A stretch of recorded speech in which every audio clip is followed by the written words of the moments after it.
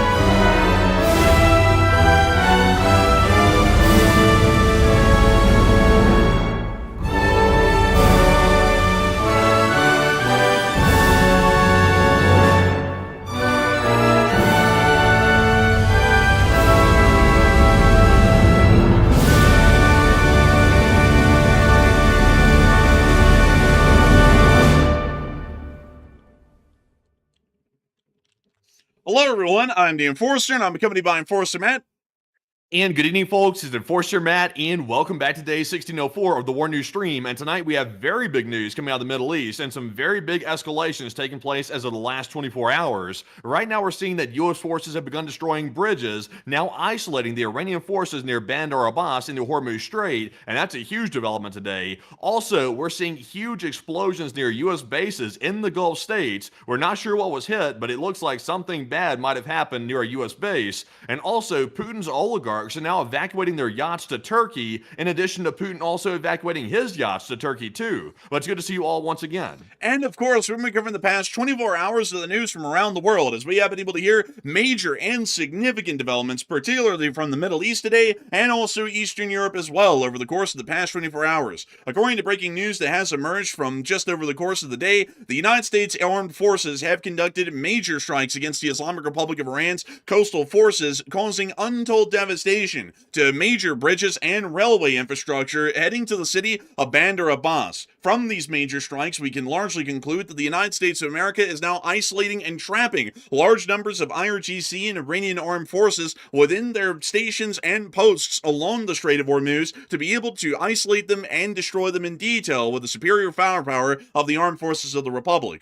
Meanwhile, we have also been able to see that deeper inside the country in Iran Shahar, the Iran Shahar airport, a major drone facility, has been targeted and hit, according to eyewitness reports and video evidence once again. And we've also been able to report of major strikes against IRGC facilities around the city of Bushehr and a large number of explosions that have occurred around the city of Avaj over the course of this day. There have been another large round of smaller strikes that have also been conducted along the entirety of the coastline today, intermittently, but interestingly enough, strikes around Konarak and Chabahar have not been reported at all over the past 24 hours, appearing to show that the strike campaigns are now focalizing directly within the Strait of Hormuz, and the anti-ship and anti-maritime campaign campaign that the United States is currently conducting. CENTCOM has also published significant footage showing that U.S. destroyers have been firing a large number of Tomahawk cruise missiles into the country to be able to also strike and destroy significant military objectives and critical military infrastructure throughout the region. And we've also been able to see the United States of America has boarded another motor tanker today within the Gulf of Oman, and we also were able to get further details of a vessel that was hit yesterday by the United States of America near to Karg Island, which has resulted in a major oil spill. The Islamic Republic of Iran has returned fire over the course of the entirety of the day and has been conducting strikes against Kuwait, Bahrain, and other locations of U.S. forces and bases within the area, and has caused some significant damage, it appears, at least according to video evidence, near to the Kuwaiti-Iraq border, where large fires were seen at an alleged launching point for M142 HIMARS, which operate the ATACMS ballistic missiles against the Islamic Republic of Iran.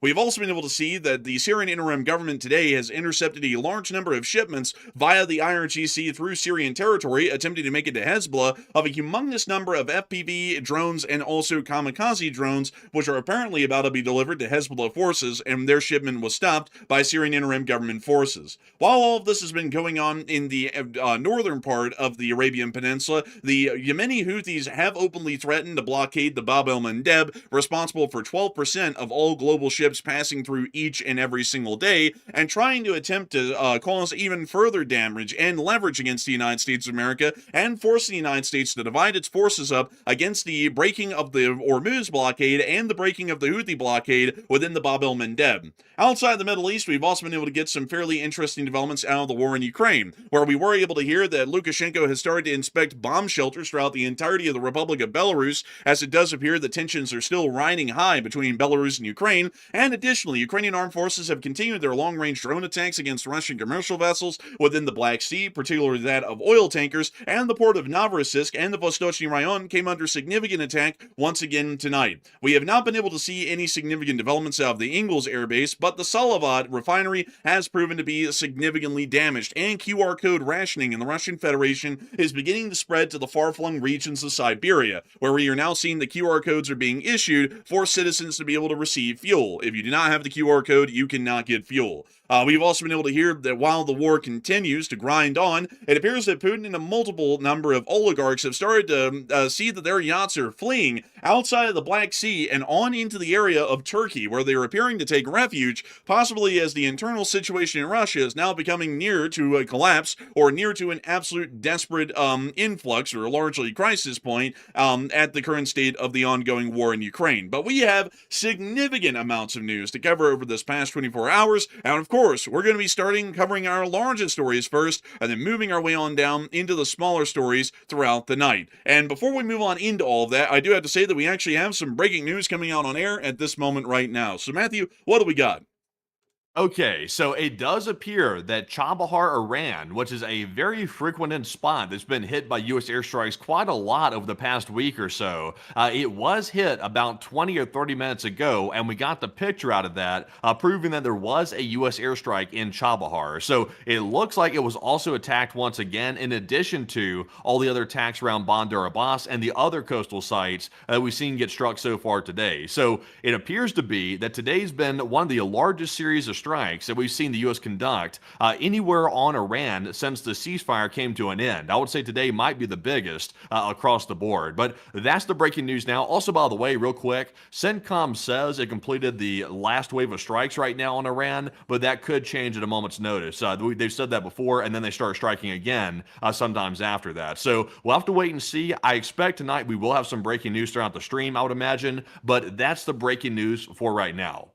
And of course, we're going to be making sure to cover this breaking news as a part of our larger stories throughout the night. And we were able to see that as well. There were interceptions over Bahrain, which we'll be getting to here in a brief moment. But with all of that breaking news out of the way, it is time for us to get on into our scheduled breaking news of the night, as we have been able to hear significant developments, especially from U.S. air campaigns along the Iranian coastline and within the Strait of Hormuz over just the past few hours alone. Moving us on into that breaking news, we have been able to see that CENTCOM did report earlier in the day that a new wave of strikes was going to be conducted. According to the statement, at 2 p.m. Eastern Time today, U.S. forces began conducting a new wave of strikes against Iran for the 6th consecutive night to further degrade Iranian military capabilities. We generally understand at the moment that the CENTCOM's area of responsibility is still conducting a large anti-maritime and anti-ship campaign against the Islamic Republic of Iran, trying to degrade the capabilities of the Iranians to be able to fire anti-ship weaponry at merchant ships and also continue their influence over the Strait of Hormuz and the enforcement of their very own blockade, which has been ongoing for about 6 days at this point since the resumption of hostilities almost a week ago. We have been able to see that in the process of these actions today, the United States of America's armed forces do appear to be conducting significant and concerted actions against forces in particular around the areas of Bandar Abbas. And really quickly, folks, to make sure that I can get the Google Maps up to show you all this sort of stuff right here, let me make sure to go get this on the side. I'm very sorry about this, folks. Usually we have this set up before the show, but we had a million technical difficulties with Discord, and so it was not set up yet. But moving us on down and into the Bandar Abbas area, Bandar Abbas is a significant military installation and a hub of operations for the official Iranian armed forces and the political wing of the Islamic regime's government, the IRGC, which also acts as the military forces of the Islamic Republic of Iran. Here within Bandar Abbas are several different critical strategic military locations and locations critical for strategic military operations and the financing of the war, including the following: the major naval wharf at Bandar Abbas itself, or Bandar Abbas Naval Port as we call it.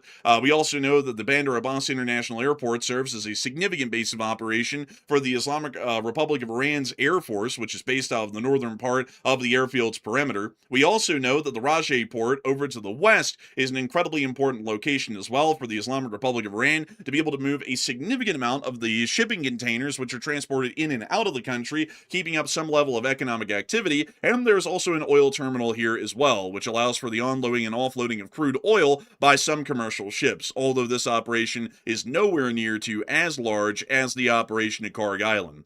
We also understand that additionally there are rail yards and critical bridge infrastructure that connects the entirety of Bandar Abbas and all of the strategic infrastructure and military sites to the greater part of the Iranian logistics chain. And that is where our large news comes from today. The United States of America seems to be attempting a isolation and destruction in detail strategy against Iranian armed forces along the entirety of the coastline, which requires the United States to make sure that these forces have no ability to be resupplied or to be able to retreat effectively, and then destroying them in detail, meaning that we take on the little pockets that we've created of the isolated forces of the Iranians' anti-ship and maritime capabilities, and then we destroy them piecemeal, one group at a time. It appears that Bandar Abbas is the first that's going to go, as we were able to see major reports that came out just recently that to the west of Bandar Abbas, several major bridges have been knocked out and destroyed by the U.S. Armed Forces, along with a rail yard within Bandar Abbas. Starting with our first bit of news, we were able to see that around the area of Karuhistan in Bandar Abbas, a large connecting bridge heading to the city had been destroyed, which appeared to have had a semi-truck on it during the time of the attack.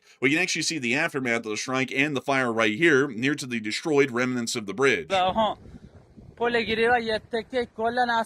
see the major fire right there and the gap that exists in the bridge. And to show y'all here, because it's a little bit disorienting because of the nighttime, this is the side guardrail of the bridge. Now the bridge should continue on through that area where the fire's at, but there is no bridge there. The bridge has been completely destroyed from the prior explosions. And then we can see the bridge and its spans continue past the fireball over there, meaning that about a 100-foot or longer span of the bridge has been destroyed in the strikes that were just seen. We hear some truck honking its horn as this guy continues to talk. I mean, you see that the damage is a lot clearer at this later part of the video. Okay, I didn't know that was coming around.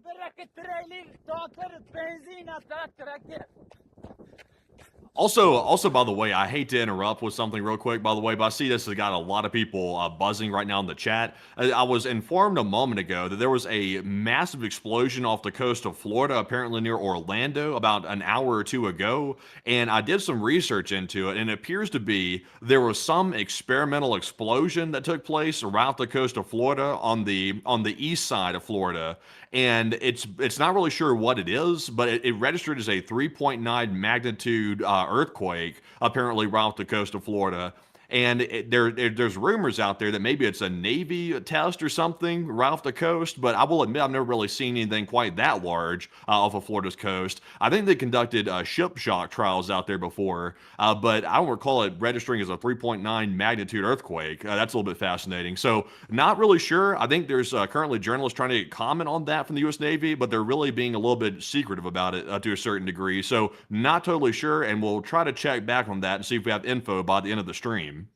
Interesting, and we'll be keeping an eye on that, folks, and trying to get you all any updates if we have them. But moving on out of that whiplash from Florida and back into the Iranian news, moving us on from this tweaking Iranian on the bridge, we also were able to see further down the way and near to the town of Kol-Matali, another bridge had been destroyed as well. This one right here, which we can see on satellite photography at these exact coordinates, which crossed over a small river that feeds into the Persian Gulf and the Strait of Hormuz. This bridge appears to have been largely destroyed, and we were able to see a picture of the aftermath of the bridge, and we can see that both sides of the bridge and all of the spans have been destroyed within the central area of the river, once again confirming that the bridge in this area has also been completely destroyed as well. From what we understand, this knocks out a major highway access via these two bridges to Bandar Abbas largely entirely from the west. To show you all the major accesses from Bandar Abbas westbound, we can see that there are major highways, Highway 96 and Highway 94,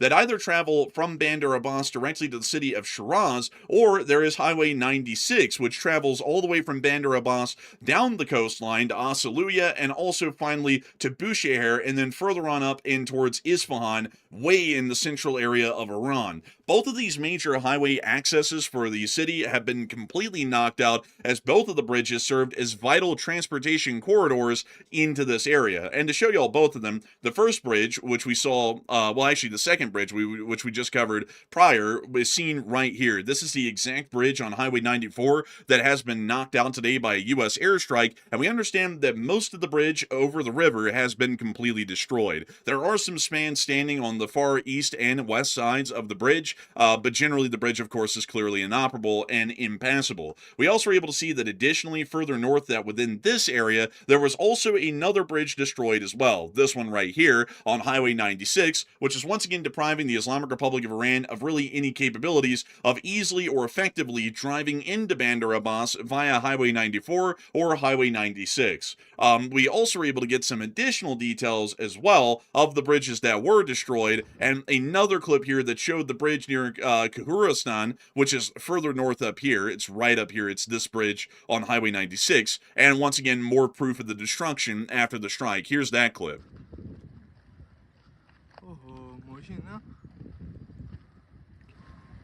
We see them here showing what appears to be a destroyed car from the strike. Yeah, interesting. It apparently had some casualties along with it, too. From what we heard, there was unfortunately collateral in the course of the strike. I believe there's been 4 civilian casualties, or more so fatalities, confirmed, and another 6 wounded that were on the bridge at the time of the strike. But generally, unfortunately, folks, while we are always looking to mitigate civilian casualties as much as possible, strikes on critical infrastructure that serves a military purpose, like major bridge works, heading to major military facilities like these, unfortunately usually lead to some minimal collateral. Usually we try and mitigate it to where we conduct the strike at a time of day where the collateral will not be that great, and from what we understand, these strikes were conducted during the night inside the Islamic Republic of Iran at around 2 o'clock in the morning local time to be able to try and hit the bridge when there is the smallest amount of road traffic passing over it. Moving us on out of this news, however, from the west of Bandar Abbas, we also were able to get some very interesting news from the rail infrastructure around Bandar Abbas as well. And I do have to say, folks, that we have tried our best to triangulate exactly where in the world these strikes were, because there have been a decent amount of conflicting tidbits, if we want to call it that, of information around this strike. But one thing we can confirm is that a rail junction in Bandar Abbas has been hit that is apparently a freight hub for Iran's largest commercial port. The geolocation marker here for this location unfortunately is not really that accurate and would not really cause that much direct damage if the marker was true. What was being marked here on the satellite picture, as you can see here, is right above this highway overpass and right up here, which is the Bandar Abbas Central Railway Station for the Iranian State Railways. We can actually see a couple of pictures of it right here, and the now deceased Grandpa Joe, who got blasted away in the U.S. airstrikes on the 28th of February.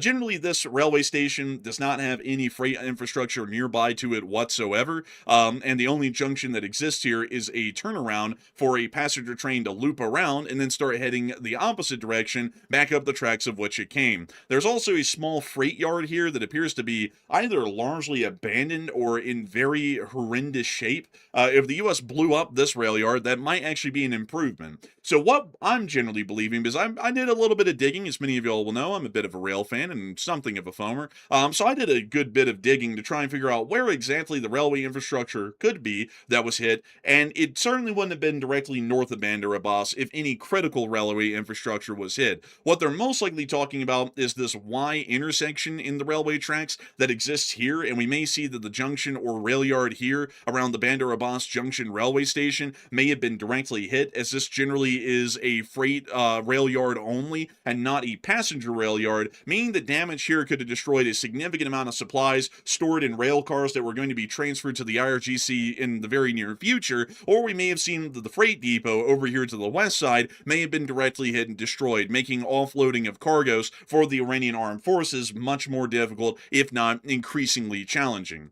There are also other targets that could have been hit within the railway infrastructure as well that would have proven to be vital for U.S. forces, where we could have seen that some railway infrastructure within the port of Rajai itself may have been hit, or some of the railway infrastructure around the Bandar Abbas oil refining company might have been hit as well. If we saw that there were any hits within the refining company area, this could start to pose significant damage for the Islamic Republic of Iran's rail export capabilities via the oil terminals that are accessed at the Bandar Abbas refining company for the railroads, or we could have seen that a significant amount of their container traffic and container shipments further on into the country could have been impeded, which is generally a way that countries like China try and support the Islamic Republic of Iran by shipping in containers military components and equipment for the Iranians to assemble into final use weapons. We may see that some sort of a critical junction or network there was also destroyed. But I want to make it wildly clear that at the moment this is all conjecture. All we really have is a statement that a critical junction or a critical part of the railway infrastructure around Bandar Abbas has been hit, but it's highly unlikely the railway station is that is not a strategically critical target. It's most likely a freight yard or some other form of a rail terminal access to one of the major cargo ports or oil refineries west of Bandar Abbas that has been hit. But many of y'all will notice that by the reports of these strikes and the proof of these strikes that we were able to get in the bridge and eyewitness reports on the railways, the U.S. Armed Forces are conducting what can be described as a significant isolation campaign on Iranian forces within this area. It appears that the current attempt right now by U.S. forces and U.S. Central Command is to see that the IRGC's bulk, which is mostly in Bandar Abbas and some of the naval facilities within Qashem and Sarik, are largely completely isolated from maneuver or resupply or possibly reinforcements and communications to make it much easier to take them on and destroy them in detail. Destruction in detail is a fairly common sort of a military tactic or strategy in the modern day that's employed by most armed forces around the world. The idea is that taking on a full-blown force that is able to resupply itself, reinforce itself, and replace really any losses or maneuver out of the line of fire is a fairly difficult one to deal with. And not only that, we might be dealing with the bulk of their force if we do not start to cut them up into little pieces. And so the United States military and many other militaries around the world came up with a destruction in detail concept, and that's generally been one that's been emphasized for over a century at this point in military planning. The concept here is that we stop the IRGC forces in Bandar Abbas from being able to get reinforcements or additional supplies for munitions or equipment, and we also make it impossible for them to be able to maneuver out of the city. This means that once that happens and those Iranian forces are isolated in this pocket and nobody can come to help them and they can't pack up up and run away, we can just start to strike them exactly where they are, and we can generally guarantee that they'll still be sitting in the same spot a week from now that they're sitting in right now. Or if they tried to pack up and leave, they probably didn't make it that far. They may have made it to the bridges that have been knocked out and may be trying to figure out a way to ford the river, but we'll be able to get them there if they've even made it that far. So that's generally the situation that we're seeing right now around Bandar Abbas, and it's starting to become one that I would believe, folks, is showing us that the U.S. is planning much larger operations within the Bandar Abbas area than we are seeing, at least at the moment right now. And one more thing to cover before we get on into our poll here, which is talking about this very topic, is that another very interesting piece of information came out today from the Bandar Abbas area. A telecommunications tower in the city was directly hit and destroyed by a U.S. airstrike in the midst of the bridge and railway strikes that we were also seeing just to the west. And here's that clip.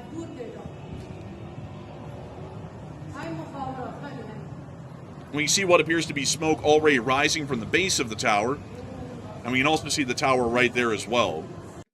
We also Very interesting that they're taking such wide strikes in the Bandar Abbas area. Like, very, very interesting. They're hitting the telecom towers. They're hitting the port itself. They're hitting all the different infrastructure in the area, the bridges, the railway station. They're definitely honing in on Bandar. That's definitely for sure.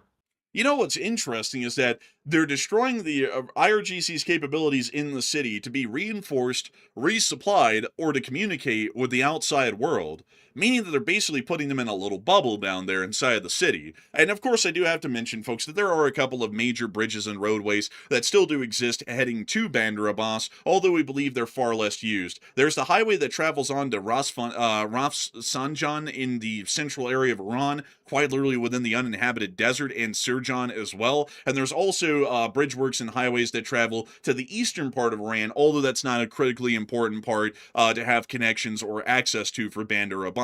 The critical highways for supplies and also really any reinforcements in general were Highway 94 and 96, as these provided direct access deeper into western and central Iran, where most of the population and most of the IRG forces and supplies can be found to help aid the IRGC forces that are within the Strait of Hormuz currently. And so with all of this put out there, with the full picture that we're seeing right now out of the Bandar Abbas area, which is very peculiar and specific. We have not seen any operations similar to this or conclusive as this in any other coastal area. Matthew, what are people thinking about these strikes given that fact, and what are you thinking about them as well?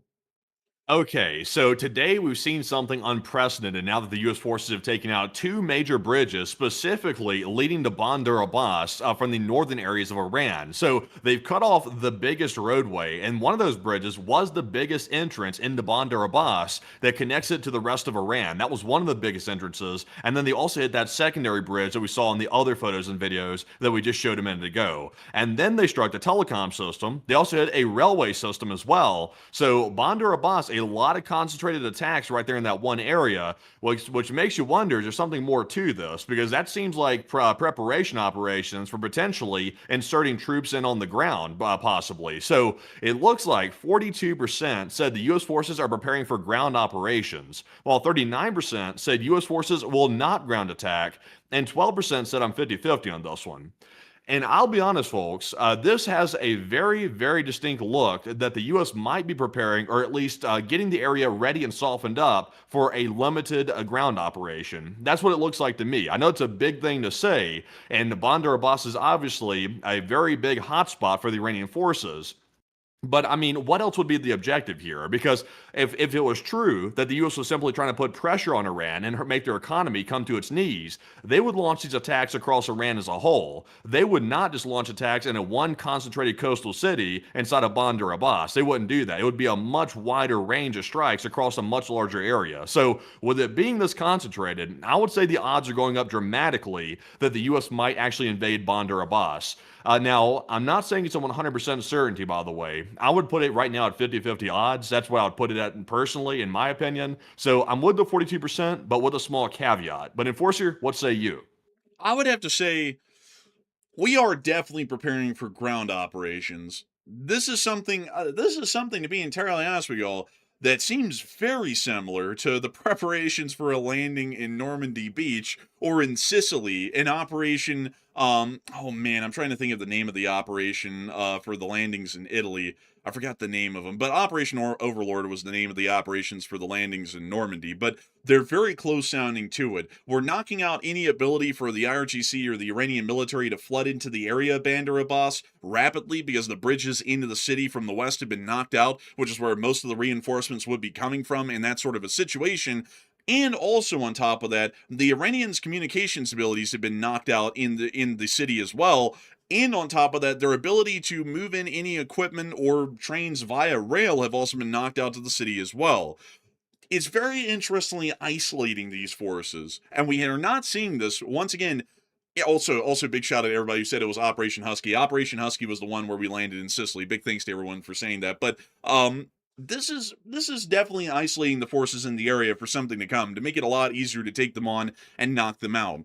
But I'm still a little bit uncertain if they would ever conduct an amphibious landing onto the Iranian mainland at any point. I don't really think that that is going to be the case. I think that they're probably going to be planning on landing on the islands right outside of Bandar Abbas, like Qashem, Larak, and Hormuz, and they're trying to make sure that the bulk of the IRGC forces, which their main base of operation in the strait is Bandar Abbas, I think they're trying to see that their main operational base to where they could try and reinforce or defend these islands against U.S. landings are greatly degraded, if not non-existent, or possibly even their drone forces and their drone attack capabilities from Bandar Abbas are heavily degraded because IRGC forces can't really get that close to the islands or where U.S. forces would be, meaning that regardless of the situation, it would be a lot easier to handle the Hormuz if the Iranian forces were isolated within this particular area.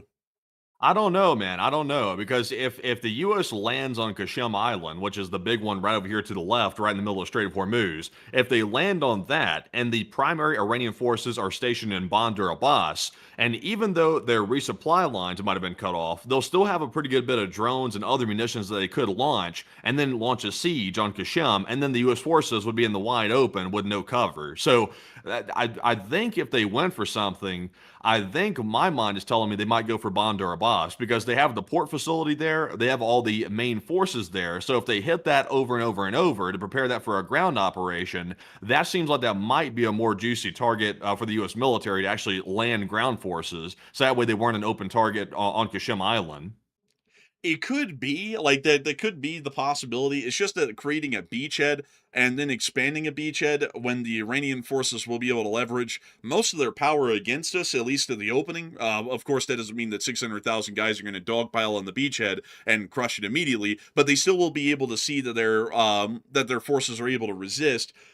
That might be a little bit difficult. That might incur a significant amount of casualties. Not saying that it's completely out of the picture. I mean, definitely this looks like this could be preparations to land on the mainland around the city of Bandar Abbas and not on the islands. But we could be seeing that they're largely trying to conduct an island landing operation, and they're trying to knock out the main port that would support a defense of those islands if the U.S. attempted it. Because we do have to remember, folks, that the situation in the Hormuz is one that is very special. In any other part of the world, for example, like if China went to war with Taiwan, we are in a normal conventional naval conflict. We have hundreds of miles of open ocean in most every single direction, but heading directly from Taiwan to the Chinese coast, and that would make the battle a lot more conventional in how it plays out or how it unfolds. On the other hand, in the Strait of Hormuz, we are fighting in a bathtub against the Iranians, both of us armed with knives. So it is a very kind of up in the air sort of a battle for the larger part, unless you had,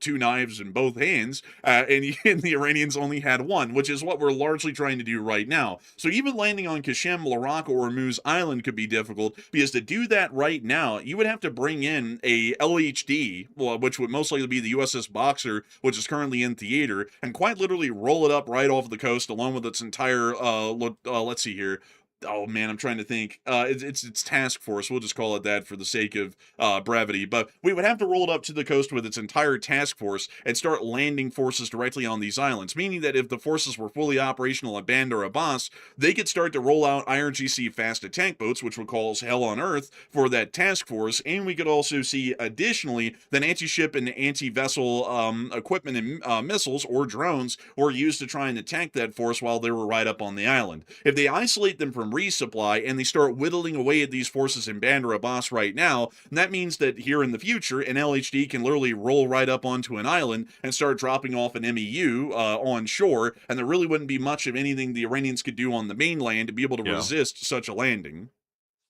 I just wondered though, like, I think the ground troops would be, it would obviously be a huge escalation to do that, to say the least.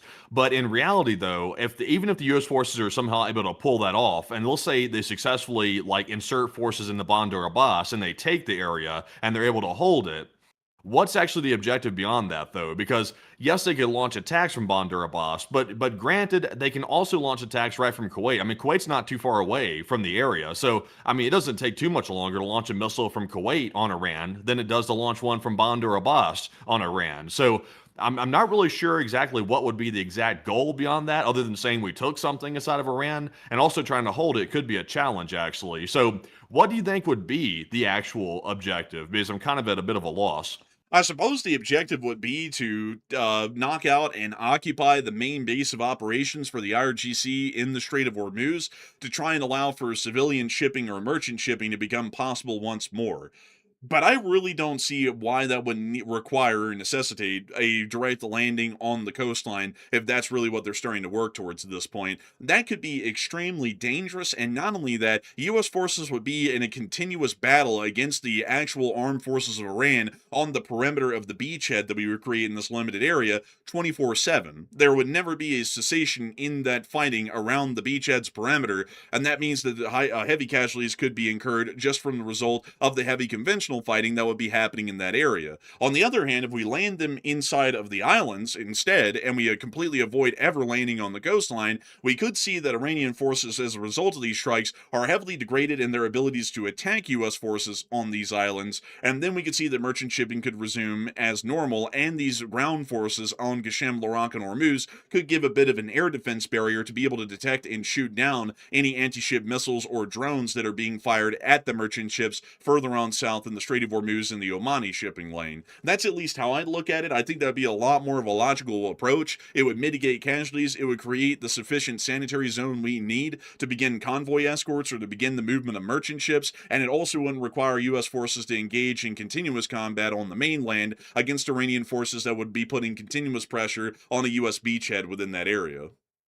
Maybe so. Like I've said before, that a limited ground operation on one of the islands near the Strait of Hormuz could be beneficial because it would allow the U.S. to shoot down, incoming rockets and missiles toward the commercial shipping lanes. It would allow them to shoot those down quicker and also more effectively because they're putting themselves in between the Iranian launchers and the ships themselves. So it could make the air defense situation easier. But at the same time, though, if the U.S. goes into some place like Bandar Abbas, the Iranians are never going to let that go. They're going to start launching nonstop drone attacks on Bandar Abbas, literally decimating the place because they are not going to tolerate U.S. forces holding a city like that on their coast. They're going to make that a top priority to take those forces out, and I'm not sure if our forces are ready for that because we've said this before.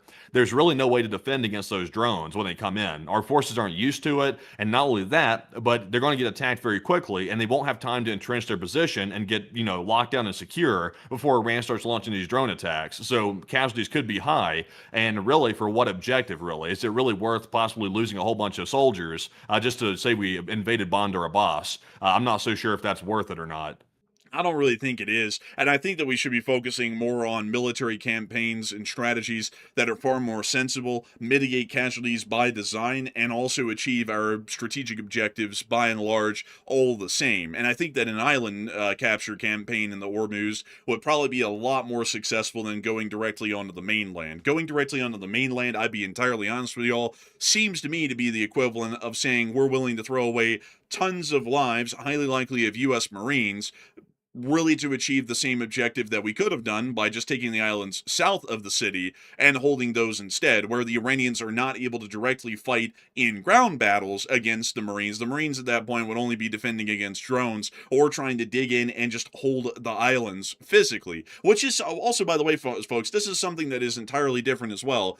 If the Marines go and land on an island like Qashem, there's not going to be any direct fighting with the Iranian forces beyond the first opening week when they're on the island and they're sweeping the Iranians out of it or wiping out the IRGC forces. Once that's done and once that's achieved, all the Marines have to do is just physically be on the island. They don't have to be out in the wide open conducting patrols, driving around the island in the wide open for a drone to hit them. They can immediately do what the Ukrainians and the Russians do. They can go to all the cities nearby, tell the citizens we're having to commandeer your home in wartime for, emergency situations, and then go hide in the basements. And if there is ever an Iranian landing force that starts rolling up onto the island from the shore, they roll out, engage those forces immediately, destroy them, and then they go rolling right back into the basements that they came from, keeping them largely safe and making it very difficult for the Iranians to figure out where those Marines are at. On the other hand, if they're on the mainland, they have to be out in the wide open at all times to be able to fight the Iranian forces that are going to be pushing against that beachhead, meaning that there is a significantly higher chance that we could see tremendous casualties because we're basically putting these Marines in the wide open to get hit by FPVs. And we always have to remember, incredibly important, that we want to mitigate casualties as much as possible. This isn't a movie where losing more men makes the story more interesting. We want all of our soldiers to come home alive or in one piece the best we can. We want to mitigate the number of them that are going to be in boxes coming home or are going to be missing a couple of pieces. So I would say that it'd be a lot smarter to put them in a place where we could ensure that far less of them are going to get wounded and killed and we still achieve the same objective than putting them on land where they could be put at significant risk. Yeah, I would say so. It seems like it, in my opinion, too. I would agree. But moving us on from that, the Iranians also did state, just to let us know once again, that war is not going to be a lack of a possibility at this point, that the spokesperson for the Iranian Armed Forces today said the following, according to Preston Stewart, who reposted this on Twitter. "We insist on the withdrawal of the United States from the region, and we will never back down from the Strait of Hormuz."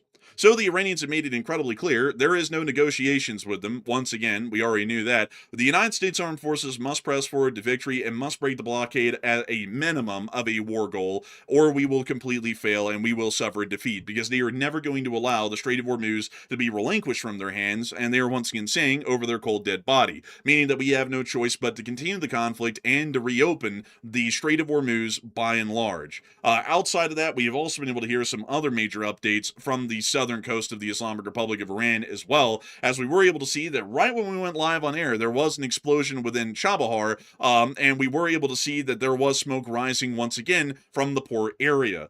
We also were able to additionally hear that further north and at the city of Iran Shahar, there were significant explosions being caused by further U.S. strikes on the airport, which we could see right here. Before we get to the rest of the news that we have from Iran Shahar, it actually appears that we have breaking news coming out right now. So, Matthew, what do we got?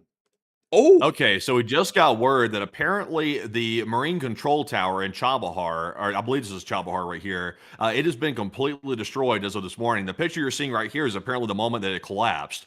So it looks like it's completely gone. It took about 2 or 3 rounds of airstrikes to take it out, but now it's officially down and out. So they're not going to be doing any more Marine Control Tower work in that thing anymore. I think it's over with for right now. Also, as you can see, the Eagle is doing the happy dance down there in the right corner. As you can see, because apparently that's a big deal right here. But also at the same time, we're hearing that Bahrain's under a brand new attack, apparently. Bahrain is sounding sirens and saying that apparently drones and missiles are on the way. So they're under a brand new attack from Iran. So that's I can't even keep count of how many attacks have taken place today on the Gulf states. It's been literally nonstop. So even more of that right now. So that is the breaking news. oh my goodness, man. Oh my God, that is crazy. That is a crazy picture right there. I wonder if we have a video of that. Because that is insane. I mean, that was a 300-foot tall tower or so, coming down on the port. Also, that thing is fairly new. That thing was only constructed in 2021, so it's only about 4 years old, and it didn't even make it to its 5th year. It got blown away in its 4.5 year of existence. So let me make sure to put this down. Tower destroyed right there. So we do understand that apparently ship transits in and out of the port are going to be on a reduced schedule because the tower control and its capabilities may have been reduced to ground level at this point, unfortunately. And we also expect that they will be having a more on-the-ground view and control of the port within the foreseeable future as a result of the loss of the tower. Also, it appears that at the same time, the Iranians are also conducting an attack against Bahrain while we're live on air, which we will be keeping up to date on and making sure to find find any additional video or picture evidence of whenever it comes out here over the next few minutes. Additionally, we have also been able to see, moving us on out of those breaking news developments and getting us back into the Iran Shahar story, more clips and proof of the Iran Shahar airport strikes, which were conducted just recently. Here's another clip of the Iran Shahar airport strikes. We see the glowing orange from some sort of a facility or a unit that's on fire on the airfield. And from prior CENTCOM footage, we were able to see the entirety of the airstrip itself was covered in a large amount of drone cradles or some sort of weapon systems, which may be leading us to believe that more of the actual command and control capabilities that operated whatever was on the tarmac has been hit and destroyed at this point. تاریخ 25/4 الان فرودگاه ایران شهر دوباره در مورد حمله موشک‌های سنگیزی. Narrated straight from the pits of hell, the devil is apparently giving a play-by-play. Man, the devil came out there and said, a couple of people had joined me in the pits. Man, but anyways, moving on from that, we also got the news from the Tasnim news agency of the strikes as well. They also corroborated that this happened. And according to their headline, U.S. fighter jets launched missile attack on Iran Shahar airport. A Tasnim news agency reporter in Iran Shahar reported that U.S. fighter jets launched a missile attack on Iran Shahar airport a few minutes ago. According to the report, residents in the area heard 3 loud explosions near the Iran Shahar airport, and reports from locals indicate a heavy attack on the airport. The extent of the damage from these attacks is currently unknown, but operational officials from the armed forces stationed in the area are now present at the airport. I think they've just forgot to mention that they're present in a couple of different pieces scattered across the airport as a result of the strikes. Well, very unfortunate for them. But, as they say, multitasking is important in the IRGC these days, and sometimes that requires you being scattered over a wide zip code-like area, like an airport, to make sure that they're operating properly. But moving us on out of the Iran Shahar airport and the major strike scene there, and moving us on even further east, we were able to hear that IRGC forces within the area of the Bushehr airport were once again under attack, and a large amount of video and picture evidence came out of the aftermath of the explosions and the fires seen from the airport in these clips.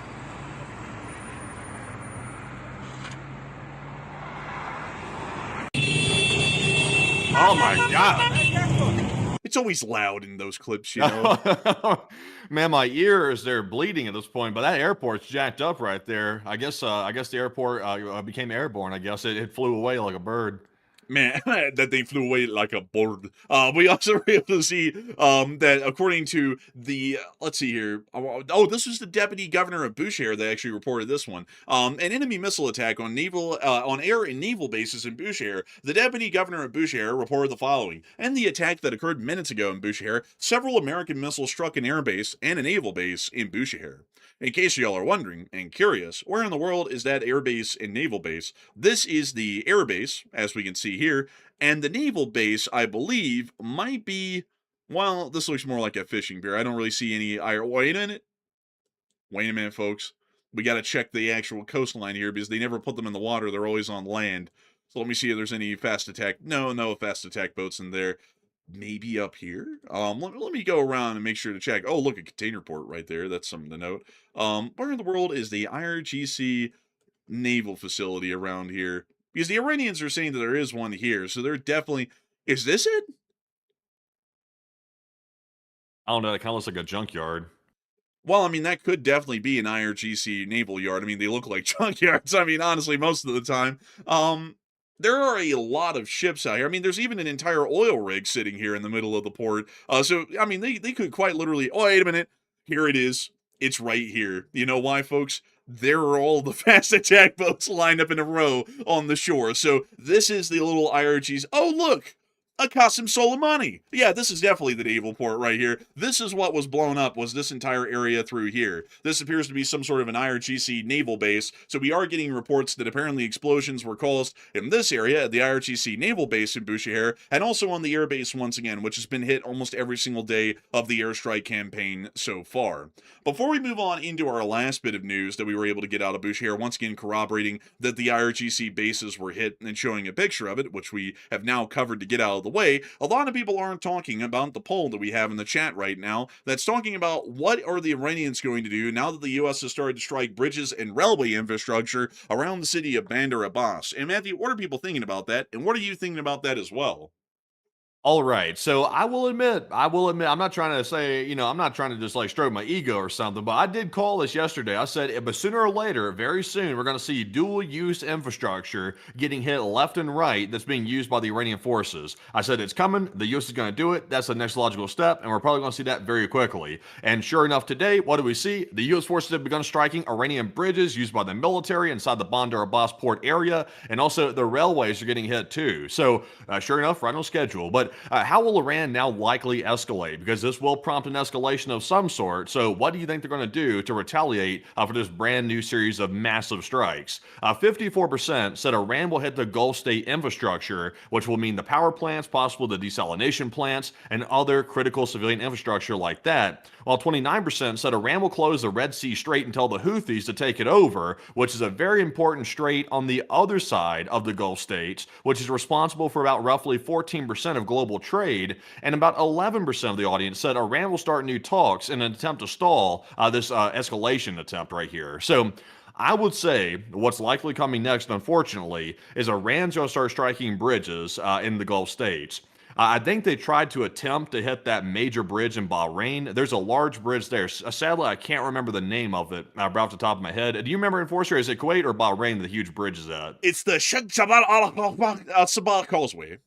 That's it. That's the one I'm talking about, and that's why I couldn't remember it, because that name right there is hellishly long. Can't remember that. But I think they tried to hit this bridge earlier. They failed at it, but don't expect that to be the last attempt. I think Iran's going to let loose because they usually respond pretty proportionally to what the U.S. has done. So I think they're going to go for the bridges and the power infrastructure. Sadly, that's probably next up on the table. That's my next prediction. But Enforcer, what say you? I would say they're probably going to start trying to hit Gulf states infrastructure, probably bridges, railways, water desalination plants, power plants, railway infrastructure, if it exists in the given countries in question, here in the very near future. The Iranians always like to try and go overboard on attacks on civilian infrastructure, and the fact that we've hit dual-purpose infrastructure, such as the bridges and railways leading into Bandar Abbas, they're probably going to try and use that as a justification to start striking back in an equal measure or a far greater measure against Gulf states. So I would expect that we're probably going to be seeing some sort of a strike campaign by the Iranians that will fall within that parameter here very soon. And I would have to say, folks, make sure to put a little coin in the Enforcers Were Right jar, because I believe that we both agreed on that the other day. You were the one who were saying they're definitely hitting it, and then I was like, I don't know. And then like yesterday, I was like, well, they could hit things that are critical for military function, like say a bridge or something along those lines. So we actually were both on the same page. So make sure to drop a little coin in the Enforcers Were Right jar. That doesn't mean you have to throw in a super chat, folks. By the way, that's just a figure of speech. But make sure to throw one in because we got another bit of analysis right again. Oh, bragga, I tell you, oh, bragga. But with that, it is time for us to move on out of that poll and on into the last little bits of news that we got from inside of Iran before we shift over to what the Iranians have done in the Gulf states in response to the U.S. strikes over the day. We were able to see that satellite photography came out today from near to Karg Island, and we were able to see that the motor tanker Belma, which was hit, has caused quite a large oil slick around Karg Island. The oil slick is about as large as the island itself. This is the waters around Karg Island. That big black void right there, just to the left of Karg Island, is the oil slick. So whatever we hit an oil hold that was laden with oil, and it's now spilling out all over the entirety of the sea in this area.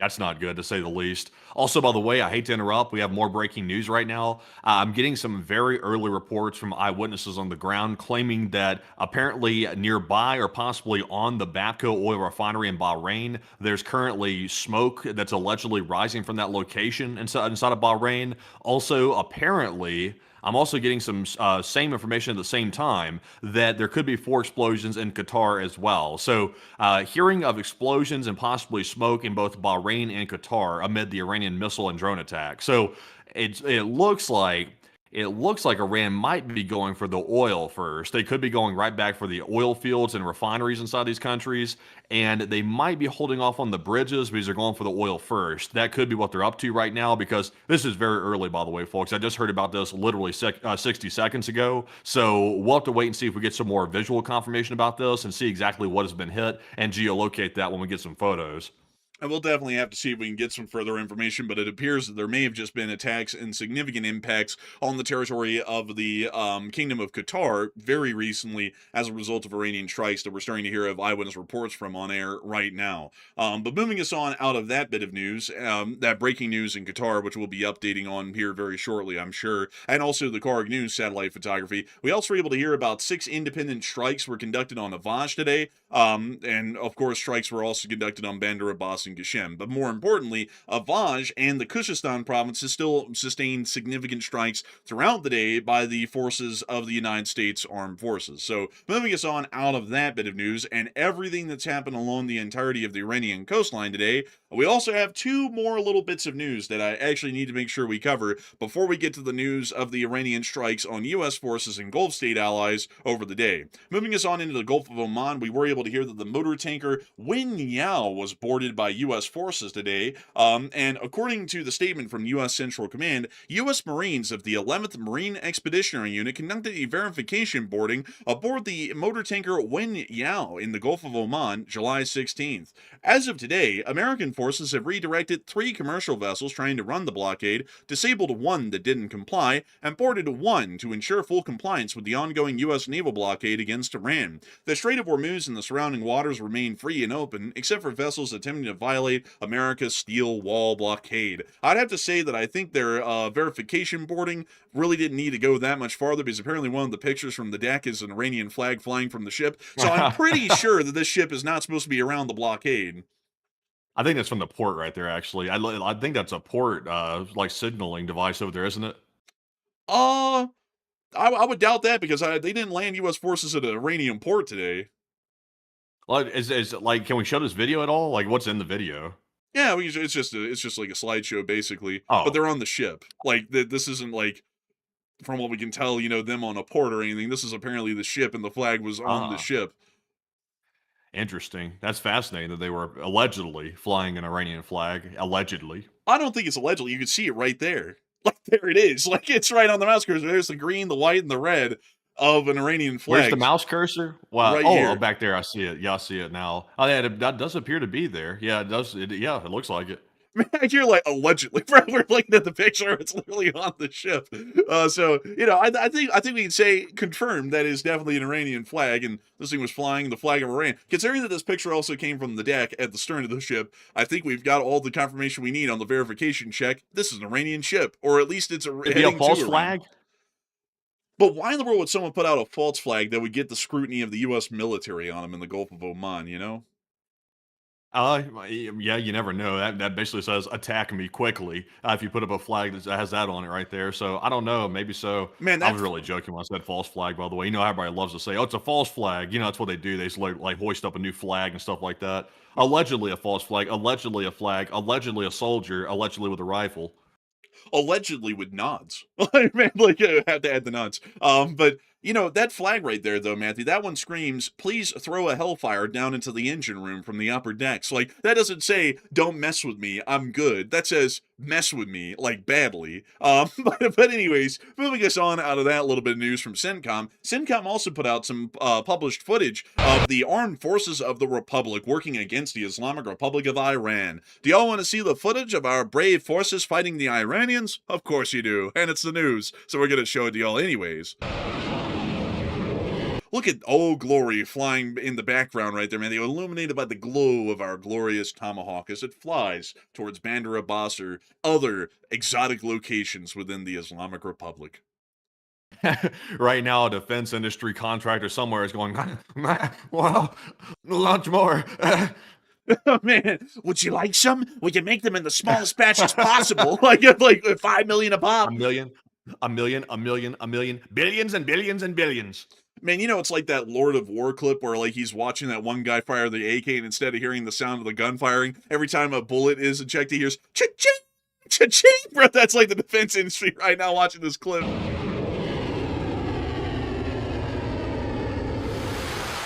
Here goes a couple of Super Hornets. I love Super Hornets, don't you?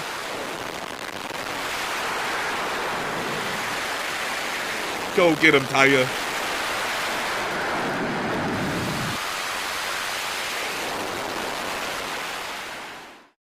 And now we can see the strikes on shore. Huh? Oh, look at that. Look at that. They made the jiggle physics really realistic on that one. Let's see. Oh, wow. They took out a little something. That looks like some drones. Oh. Oh, look, a little truck with the drone launcher on it. Look at that. What a shame. Oh, it seems like the guys knew that jig was up right at the last second too. I think they heard the whoosh. See, they all kind of like reflex for a second there, just a little bit, but they got that one. They also got this communications tower. A couple of times actually. They didn't need that anyway. It's not like they're needing to really communicate with each other anyway. It's not like they say anything worthwhile. That's literally the only line to the bunker boy leader that Iran has right there. Oh, look at it. There it goes. Look at that. It's falling over. Thing crumpled like wet paper. Oh my god, it blew up, bro. It's like a Michael Bay movie. It blew up after it fell. Oh, look at this guy. Oh, look at this. This is cute. They got the damn... Man, that's got to be like an old-ass Ford or a Dodge. I mean, like, the truck bed on that thing is like the whole truck. Like, even with the blurred out part, the cabin's way up there. So this thing's like from the 70s or the 80s, maybe. And we can see they're carrying a drone on a little trailer, but not for long. They got it. That might have been the attack on Iran Shahar, actually.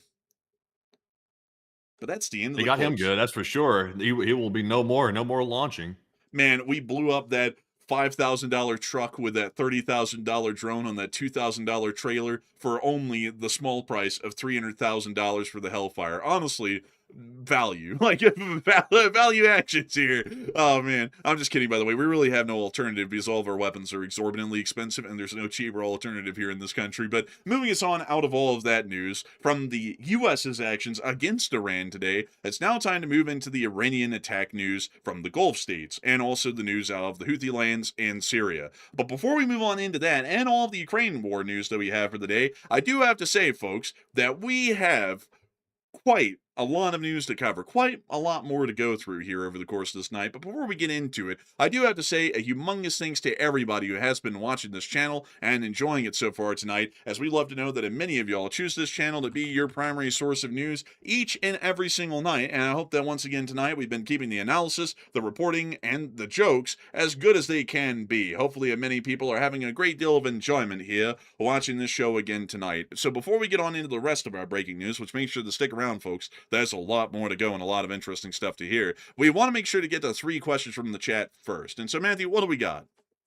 All right, so jumping into our first 3 super chats and getting right back to our big breaking news of the night, our first one is going to go to none other than Khan45, a longtime channel legend who puts in a $50 support. And thank you very much, Khan, for supporting the channel, and we do appreciate that very much. He said, Ukrainians are being inconsiderate for turning on Zelensky for firing Fedorov when Fedorov's policies are getting in the way of Zelensky's 40 days of hell for Russia. And Fedorov was slowing down, allegedly, Zelensky's generals and even Magyar with reform paperwork.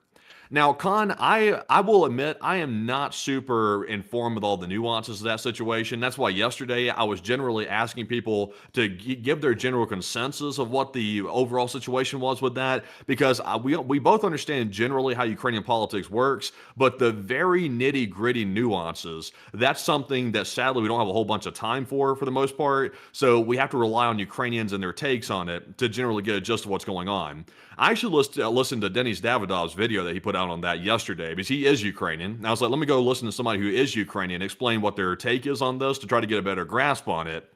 And it sounds like it is very complicated, to say the least. It's very much an internal Ukrainian matter, in my opinion, and it's like getting into our political world here in America. It's very complex. There's a whole bunch of moving parts to it, and honestly, in my personal opinion, as long as Ukraine's keeping Russia back and off the NATO border and defeating Russia, that's what I care about the most. So if they fire somebody or remove somebody, that's up to the Ukrainians to decide whether or not they like that or not, in my personal opinion. But Enforcer, what say you? I would have to say that I've looked into it a little bit more, and I also saw that Fedorov apparently had a press release on his way out, or more so of a press pull. And apparently, from what I was able to hear, allegedly, according to Fedorov, he stated that there was friction in between him and Oleksandr Syrsky, and Syrsky allegedly told Zelensky that he was going to have to force one of them to resign. So Zelensky was going to have to pick him or Fedorov. And so Zelensky made the hard choice of picking Fedorov, but then offered Fedorov the role of an advisor. All of this allegedly, of course.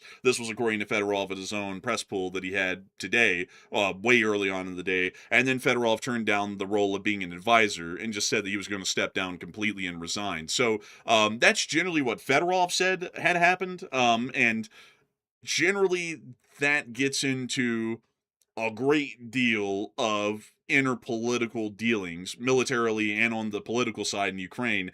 And generally, while I could see a lot of arguments to where a lot of people are saying that they support Zelensky's decision or they are in support of Fedorov and they want him to be reinstated as the Minister of Defense, I have to say that as an American, we have to kind of take a step back. We're really not involved in the internal affairs of other countries on a foreign policy level. On a foreign policy level, we're just looking for the larger brushstrokes to be what we're aiming to achieve. So, for example, Ukraine grinding down the Russians. As long as they're doing that successfully, we aren't really trying to put our finger in the or more so stir the pot or put our finger in the pie or anything like that on a lot of their internal decisions. Whatever they do is whatever they do. If the Ukrainian people don't like it and they're out there protesting about that, that's a whole other thing. And I completely support their right as the citizenry of their own country to speak out in support or in opposition of whatever actions their government makes on the domestic level. But as far as the United States is concerned, we're really just looking for success. Now, if the removal of Fedorov starts to turn Ukraine's fortunes around, we start to see that the Ukrainians are losing, then that's when I say the U.S. needs to get involved in stirring the pot and putting their finger in the pie and saying what's going wrong here, and did this involve anything to do with Fedorov being removed? Then we would need to get involved. But right now, the Ukrainians are still doing good. It's largely an internal matter, and the U.S. needs to stay hands-off on most internal affairs in most other countries, and as long as we're still getting what we need strategically out of the situation, then I say that we don't really need to delve into it any further, at least here in the States. Yeah, it's really like their politics in Ukraine are very, very cutthroat, like very much so. Like I saw today a former aide of Zelensky's was out there bashing him and saying that he wants war, he wants to keep it going, and blah blah blah, and that he won't talk with Russia. I'm like, well, that's really disingenuous to say that because he has tried to make negotiations work. He even offered to negotiate from the current frontline positions, which is in Russia's favor actually, and Russia wouldn't talk. So it is kind of disgusting. I will agree with you, Khan, on one respect there. It seems like once people in Ukraine, like some of the politicians, once they decide that they're not in Zelensky's favor at that point, they sort of like leave and go on like a scorched earth campaign against Zelensky to try to get some more political leverage, which seems to me very transparently disingenuous to say the least, because it's like, okay, you've got bad blood with Zelensky now, so now you're going to leave and start bad-mouthing him. It's like you weren't bad-mouthing him when you were in there with him. It's like you thought he was great when you were in with his good favor. It's really ridiculous, really. So now I don't know if the Fedorov thing, I'm not going to write that off as saying there's no concerns there. I just don't know enough about it to really say. But there are definitely some folks in there that are like very disgruntled ex-employees that want to come out and start causing trouble. Not saying Fedorov's one of them, but there's definitely some other examples I could name of that.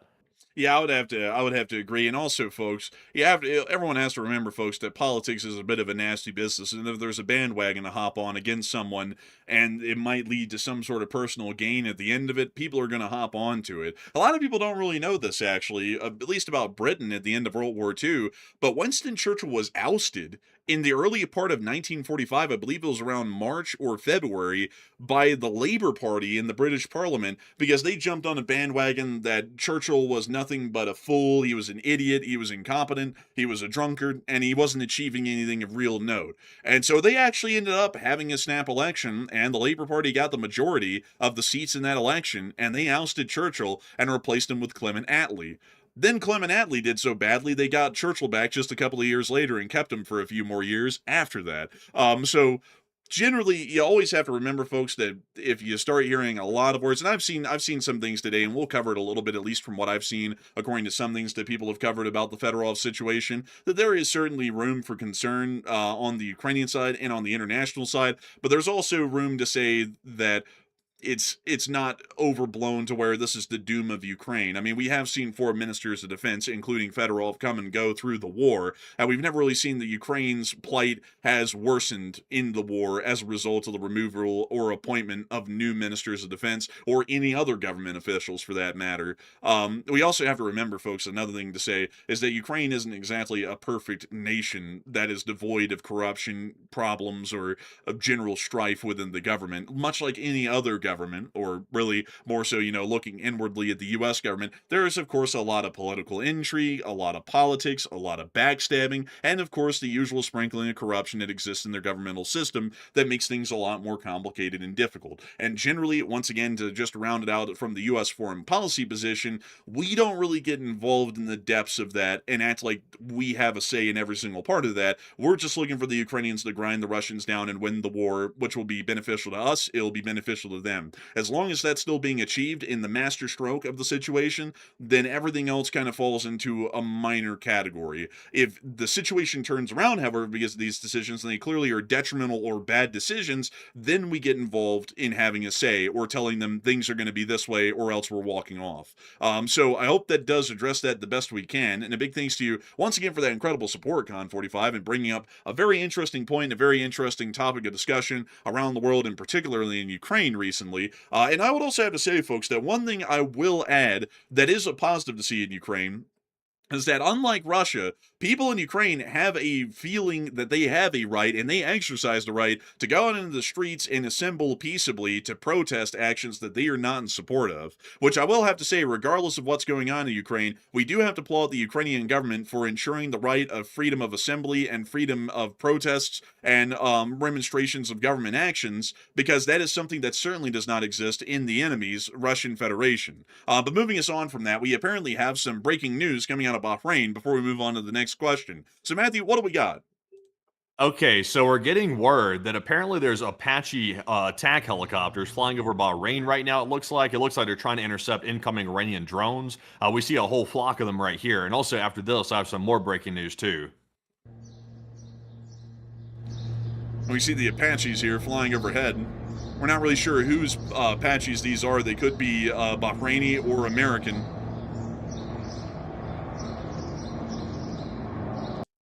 Probably Bahraini. I don't really know of any U.S. Apaches that have a tan paint scheme like that. So it looks like the Bahrainis may have sent up their Apaches to try and take down some of the incoming drones. And also, it appears that we're getting new reports of explosions in Chabahar. And Matthew, do we have anything else to cover?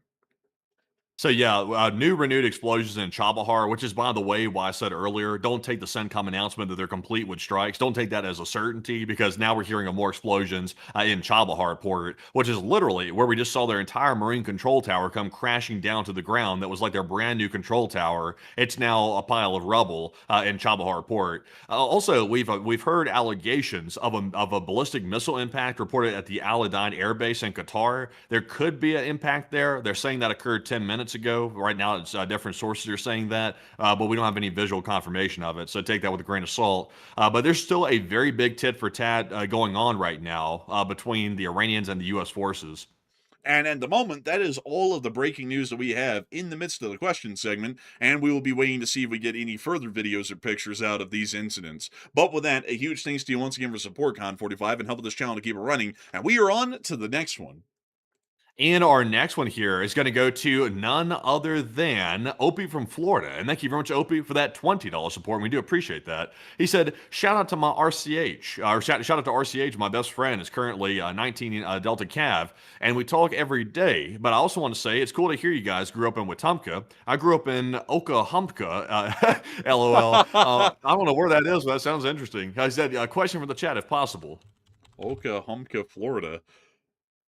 This is west of Orlando. That's crazy. It actually kind of sounds like Wetumpka too. That's wild. It's a little town. Look at that. It's like a tiny little town out here, surrounded by giant suburbs. But this is the only part of the town. It's pretty cool though, honestly. And I gotta say, a big thanks to your support and helping the channel to keep running. And yeah, we actually grew up in Wetumpka. Our hometown technically is Montgomery, but I don't really count it as that because we moved at a very young age to Wetumpka and lived there until we were about 18 and 19, or 19 and 20, I believe, and then we moved up to Birmingham. But I would have to say, really cool to know that you're also from the South, and really neat to know that you also have a best friend who's in the Cav, 19 Delta. That's really cool. And also really neat to know that you get to talk to them day to day and see how they're doing and get to check in on them as friends do. And I gotta say, a humongous thanks to you for the support and helping this channel to keep it running, because if it wasn't for folks like you, Opie from Florida, we would not be able to make this channel possible. We wouldn't be able to keep this thing running, and we would have never been able to make it a reality to make news coverage like this a possibility 4.5 years after the first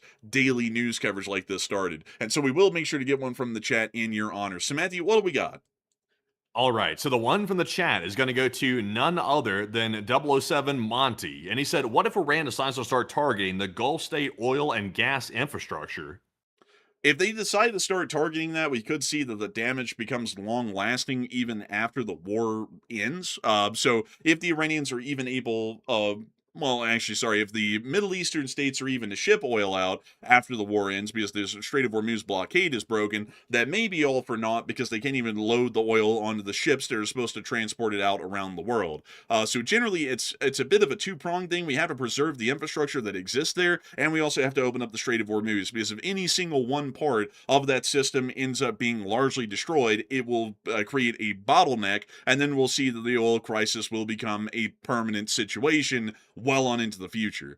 So a huge thanks to you so much for the support and helping this channel to keep on running, Opie from Florida, and I hope that does address that live chat incredibly well. And with that, we are on to the final question of the segment, and then we're going to be moving on into the rest of the news from the Middle East and also the war in Ukraine over the day. So, Matthew, what do we got? And a big shout to two old coots who put in a $20 support. And thank you very much, good sir, for that support right there, the 20. He did not leave a comment, but we do appreciate that because that's that support that keeps this channel running, and we do sincerely appreciate it. But Enforcer, what say you? And I would have to say a humongous thanks to you so much for the support. Two old coots and helping this channel to keep it running. You didn't throw in a comment, but the support says a lot and helps us to say a lot on air. And we greatly appreciate you and your ability to go all the way to support the channel. You help us to be able to keep this thing ad-free and sponsor-free on our live streams and to be able to keep this stream running day in and day out. And so a humongous thanks so much once again. And it's time for us, folks, to move on to part 2 of the Middle East news and all of the rest of the news that we have from around the world, starting with the Iranian strikes on U.S. forces in Gulf states that have been conducted over the day. The Islamic Republic of Iran is still in the process of conducting significant drone and missile attacks against the Kingdom of Bahrain, a small nation state inside the Persian Gulf, as we're on air right now. And moving on just next door to the east inside of Qatar, we were able to hear that just recently the Bapco refinery may have been hit, and there were also 4 separate explosions that were reported to have occurred within Qatar, possibly from direct Iranian attacks. Earlier in the day, Qatar put out an official statement from their international media office stating the following. Statement by the International Media Office of the State of Qatar in response to false Israeli media reports. The International Media Office expresses the State of Qatar's categorical rejection of the false reports published by Israeli media outlets which alleged that Qatar had agreed to participate in military action against the Islamic Republic of Iran.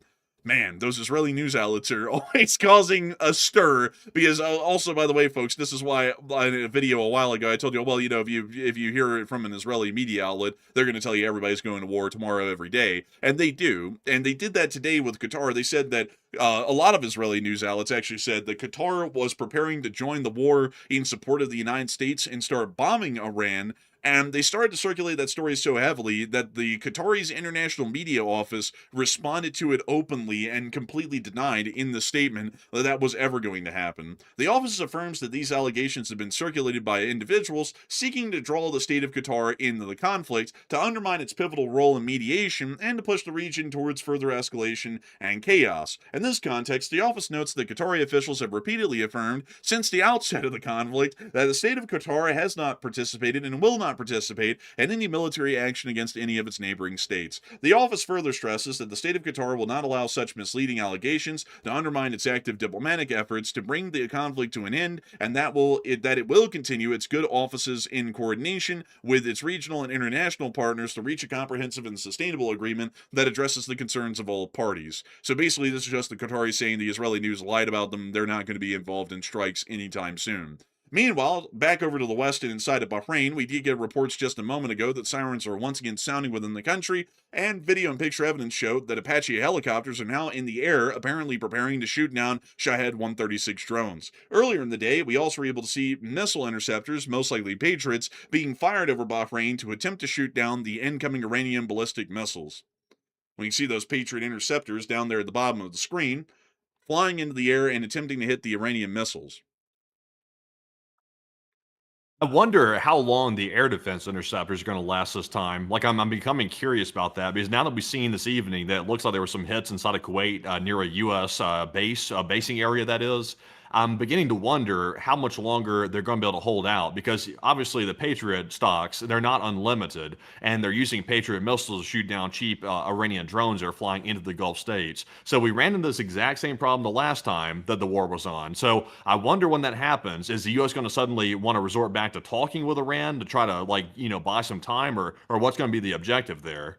I don't really know. That's a good question, honestly. And of course, we don't really know because we haven't seen the US or any Gulf state nations really adapt their defense strategies to be able to deal with a large influx of Iranian drone attacks. And they're still using incredibly expensive and very limited number interceptors, missile interceptors, that is, to be able to try and take down all incoming threats, ballistic or drone based. Moving us on out of these reports, however, and looking into the chat at our poll, I want to make sure that we get to this news right here and right now, because we have a poll running on it, and I want to make sure that we get to it. In the midst of everything that's been going on and the exchanges of fire between U.S. forces and Iranian forces today in the Persian Gulf, down south in the land of Houthis, we were able to hear a threat today that was issued by the Houthis, apparently stating that they are standing ready to close the Bab el-Mandeb if the U.S. strikes Iranian power infrastructure, 3 sources reported to Reuters. So apparently the Houthis are once again threatening to close the Bab el-Mandeb. And it's something that we have to take seriously. The Bab el-Mandeb accounts for around 14% of global trade passing through it every single day. To put that into comparison, the Panama Canal accounts for about 6 to 7%, 6, 7, over the course of each and every single day, meaning, or more so annually, meaning that the Suez Canal and also the Bab el-Mandeb as a result, largely being the same corridor, provides about 14% of the world's global shipping traffic every single day passing through its waters. If the Houthis, or as we call them, the Goofies, close the Bab el-Mandeb, we are now going to be dealing with a blockade that we're trying to break inside the Strait of Hormuz, and another blockade that we're going to be trying to break around the Bab el-Mandeb. So right now, a lot of people are wondering whether or not the Houthis can even close that thing, real proper like. And Matthew, what are people thinking about that, and what are you thinking about that as well? All right, so the Red Sea Strait, which is the other major choke point that Iran could try to close if they decide to escalate dramatically, we're now hearing that Iran has told the Houthis to be on standby, stand back, and stand by to close the Red Sea Strait, also known as the Bab al-Mandab Strait, if you really want to get technical with it. But it accounts for roughly about 12 to 14% of global trade through that choke point right there. But the catch is, though, Saudi Arabia has been doing some softening. They've been doing some tenderizing on the Houthis in the recent days. So I wonder if that maybe is something that might be putting the Houthis on the back foot possibly, and they might not have the ability to close the strait. But it looks like about 49% of the audience said the Houthis probably cannot close the strait. They don't have the ability to do that, according to 49% of the audience. 29% said the U.S. would be screwed if that happens, while 12% said the U.S. would be fine if Iran closed it. Excuse me. Almost choked there for a second thinking about this whole thing. The Houthis, they get me choked Bless up. your soul. Like, man. Now, I'll tell you what, really, for real. But I would say, generally speaking, I think the Houthis probably can't close it. They tried to close it the last time. They got a tenderizing, and then they had to back off. So I think they might try to close it, but the Houthis are not as formidable as the IRGC. They're simply not. They don't have as much resources, and they've largely been tenderized a good bit. And I think the Saudi Arabians might go back and tenderize them again, because it's going to hurt Saudi Arabia if the Bab al-Mandab closes once more, and I think they're going to try to prevent that. But Enforcer, what say you? I had to be honest with y'all, folks. I don't really think it's going to be something that's out of the question because they've already done it before, and they backed off a little bit after we put a significant amount of force into the area and kind of forced them to back off. And they've been trying to conserve their forces for whenever that would be conducted again, which is still a significant threat. And while everyone always likes to say, that no one ever poses a threat to the United States, and, I hate to say it, folks, because I've heard this before when I was like, oh, the Iranians could blockade the Hormuz. No, they couldn't. The minefield would be wiped out in minutes. We destroy everyone in Iran. War's over in 2 hours. 2 hours, Enforcer, you're an idiot. And then we're still involved in the second phase of the war, trying to break the stranglehold that the Iranians now have over the Hormuz. The Houthis can go out into the Bab el-Mandeb, and they can shut it down again if they wanted to. It really has nothing to do with really anything, for that matter, of the Saudis tenderizing them. That's more so their land forces, or this little area in green right here that exists that the Houthis are still in control of. The Iranian boat forces that go out to sea, board ships, and then blow them up, those are still entirely operational from what we know, and some of them were destroyed during the last blockade breaking attempts by the Biden administration and the Trump administration over the course of 2025 and also 2024, but they could easily roll back out there and do it again because the thing is, folks, there is no U.S. naval presence right now to speak of that we know of in the Bab el-Mandeb. Everybody right now is in the Arabian Sea, or they're in the northern Red Sea. So the Houthis could roll out there again and start blockading the strait, and we would have to start drawing up a plan to take some of our naval assets that are involved against Iran and start sailing them on down and directly into the Bab el-Mandeb to keep it open. So I would say that there's definitely a possibility that they could do something like that once more, and we would have to go down there and try and break it up, which could start to remove some of our combat power from dealing with the Iranians to where we're having to send them basically on escort duty through the Bab el-Mandeb to protect merchant ships from the Houthis. I'm not totally convinced that the Houthis can actually pull it off. Like a full-on blockade where they're actually like truly blockading, like no ships are getting through. I don't think they can pull that off because in my opinion, the Houthis, when it comes to like naval operations and in blockade operations on the strait, they're essentially like slightly upgraded versions of Somali pirates. Essentially, they're really not as formidable as IRGC. So unless Iran's giving them a whole bunch of drone stocks or something that we're not expecting, then I just really doubt that their strategy of hijacking vessels and trying to scare them off that way is really going to work. And also, I think Saudi Arabia will be leveraged by U.S. forces to go down there and try to deal with that situation. And Saudi Arabia's already shown a willingness to deal with the Houthis. So I think we can expect them to probably respond to it if that happened, or go ahead and soften them up even some more before they're able to pull off that blockade. So I just don't think the Houthis are as big as a threat as we think. I'd say that they are, because the Saudis have been bombing them intermittently over the course of a decade at this point. And if you want to, you can Google that and find proof of it. There are clips from 2017, almost 9 years ago, of the Saudis dropping airstrikes on top of the Houthis 10 years ago, and they're still doing that today. The Houthis have, the Saudis have shown really no aptitude to go in and start a ground offensive to crush the Houthis, and as long as the Houthis control any physical territory in Yemen, they will be able to conduct blockade actions with small attack boats, or really just fishing skiffs, loading a whole bunch of armed guys onto it, and then sailing right up to a ship like pirates, boarding it, and then lading them with charges and destroying them within the Bab el-Mandeb, which we did see the last time. And unless if there's a U.S. naval presence there, or some sort of an international naval presence there to stop the Houthis from sending out one-way attack drones or attack boats to board ships and destroy them, they can go out there against the defenseless merchant ships, board them and destroy them at will, unless we have an active military presence there that's combating them and stopping them. And also, we haven't seen really that any of their ballistic missile or drone capabilities have been completely destroyed,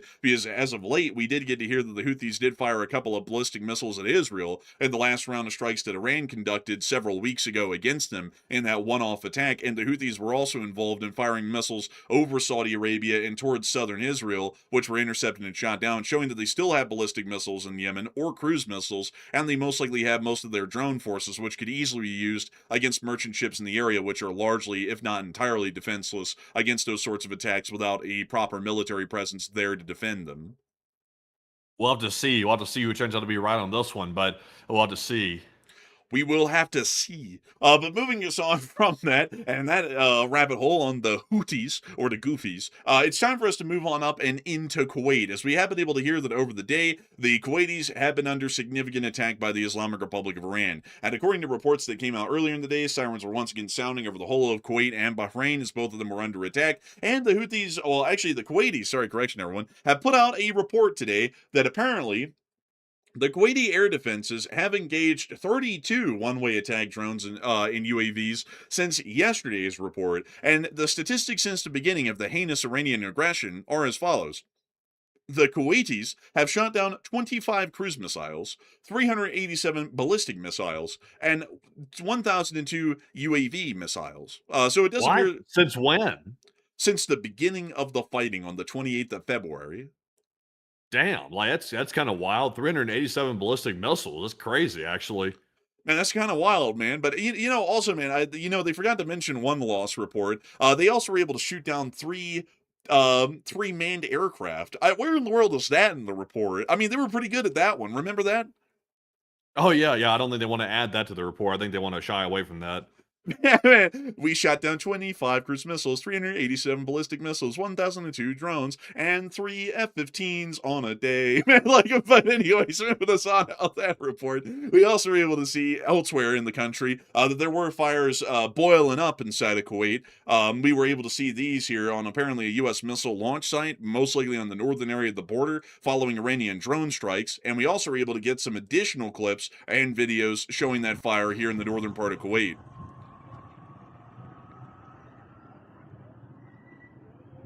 That's a not a good right there. Definitely not, because it's like, how did all that get through? Man, beats me. Apparently, this is around some sort of a field where the M142 HIMARS may be firing their ATACMS missiles. We don't believe that any HIMARS were present at the time that this hit. A lot of flammable stuff out there too, apparently. I thought this was a desert. Yeah, that's what I thought as well. I thought it was a desert, but apparently Man, not. they're burning the sand. I guess they're trying to make glass. Man, you go out there the next day, you got perfect panes of glass sitting in the ground. It's like, who made this? But we also were able to hear the reports of explosions in Kuwait were coming out throughout the day, and it did appear that the Iranians were trying to attack the missile launching sites of the ATACMS within northern Kuwait, which appears to be the primary target of the day. There isn't really a lot in northern Kuwait to speak of. There's this town of Abdali right here, which does have some vegetation that is growing around, which I guess could catch on fire. But if you're talking about outside of that town, there's literally nothing that grows out here. Well, that ain't growing. Whatever that is, that's not a shrub or something along those lines. So very interesting sort of a video to see something on fire. I'm guessing it's around Abdali, but we're not entirely sure. Wait a minute, hang on. What's all this down here? Oh, this is just oil infrastructure. Okay, never mind. So moving us on out of all that news inside of Kuwait, and on out of the Iranian strikes that have been conducted against U.S. forces today, we were also able to hear that within Syria, the Syrian interim government conducted a bit of a drone bust today. This was reposted by Preston Stewart. Big shout out to Preston Stewart. But the Syrian army, the former HTS, reportedly seized drones and missiles that were en route to Hezbollah in Lebanon. Seemingly large quantities of fiber optic FPV drones, brand new Iranian made Almas 3 anti tank missiles, and Pave cruise missiles were captured by the Syrian Ministry of the Interior. Here are the pictures of their little seizure right here. We can see that the anti tank missiles or anti tank missile launchers are wrapped up like cocaine bricks. We can also see that the drones are also wrapped up in a similar way as well, with fiber optic spools to go with them. Very interesting. They didn't show pictures of the Pave cruise missiles, interestingly enough, but they did show pictures of the anti-tank missile launchers, which are the Almas 3s, and also the FPV drones as well. I don't know why in the world the Iranians bagged all this up like it was a cartel op, but kind of a little interesting. Yeah, that's not good to say the least. And they were saying this was going to be used by forces in Lebanon, they say? Apparently this was going to be used by Hezbollah against the Israelis. Oh, wow. Yikes. Yeah, that might explain exactly where it's coming from then, because we've seen the Israelis, when they go advance into Lebanon, their tanks are getting hit left and right by FPV drones. And what do you see right here in the picture? Literally a whole stack of FPV drones right here. So that's exactly where they're coming from. Yeah, I would have to say, it does appear the Iranian supply routes to Hezbollah through Syria appear to be generally alive and well, even as we speak. But with that in mind, folks, it's finally time for us to move on out of the Middle East. I know, many will weep. It's a very sad time. We finally covered everything in the Middle East. It took an hour and a half.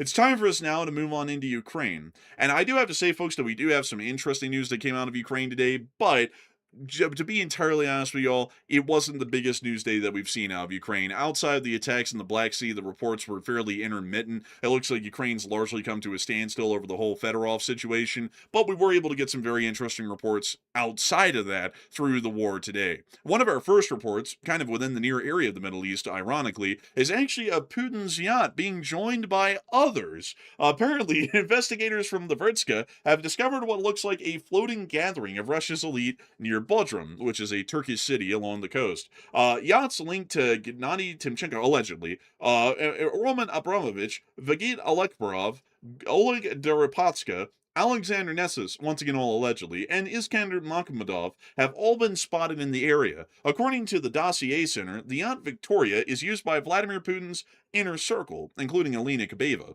Why all these vessels are gathered so close together remains unclear.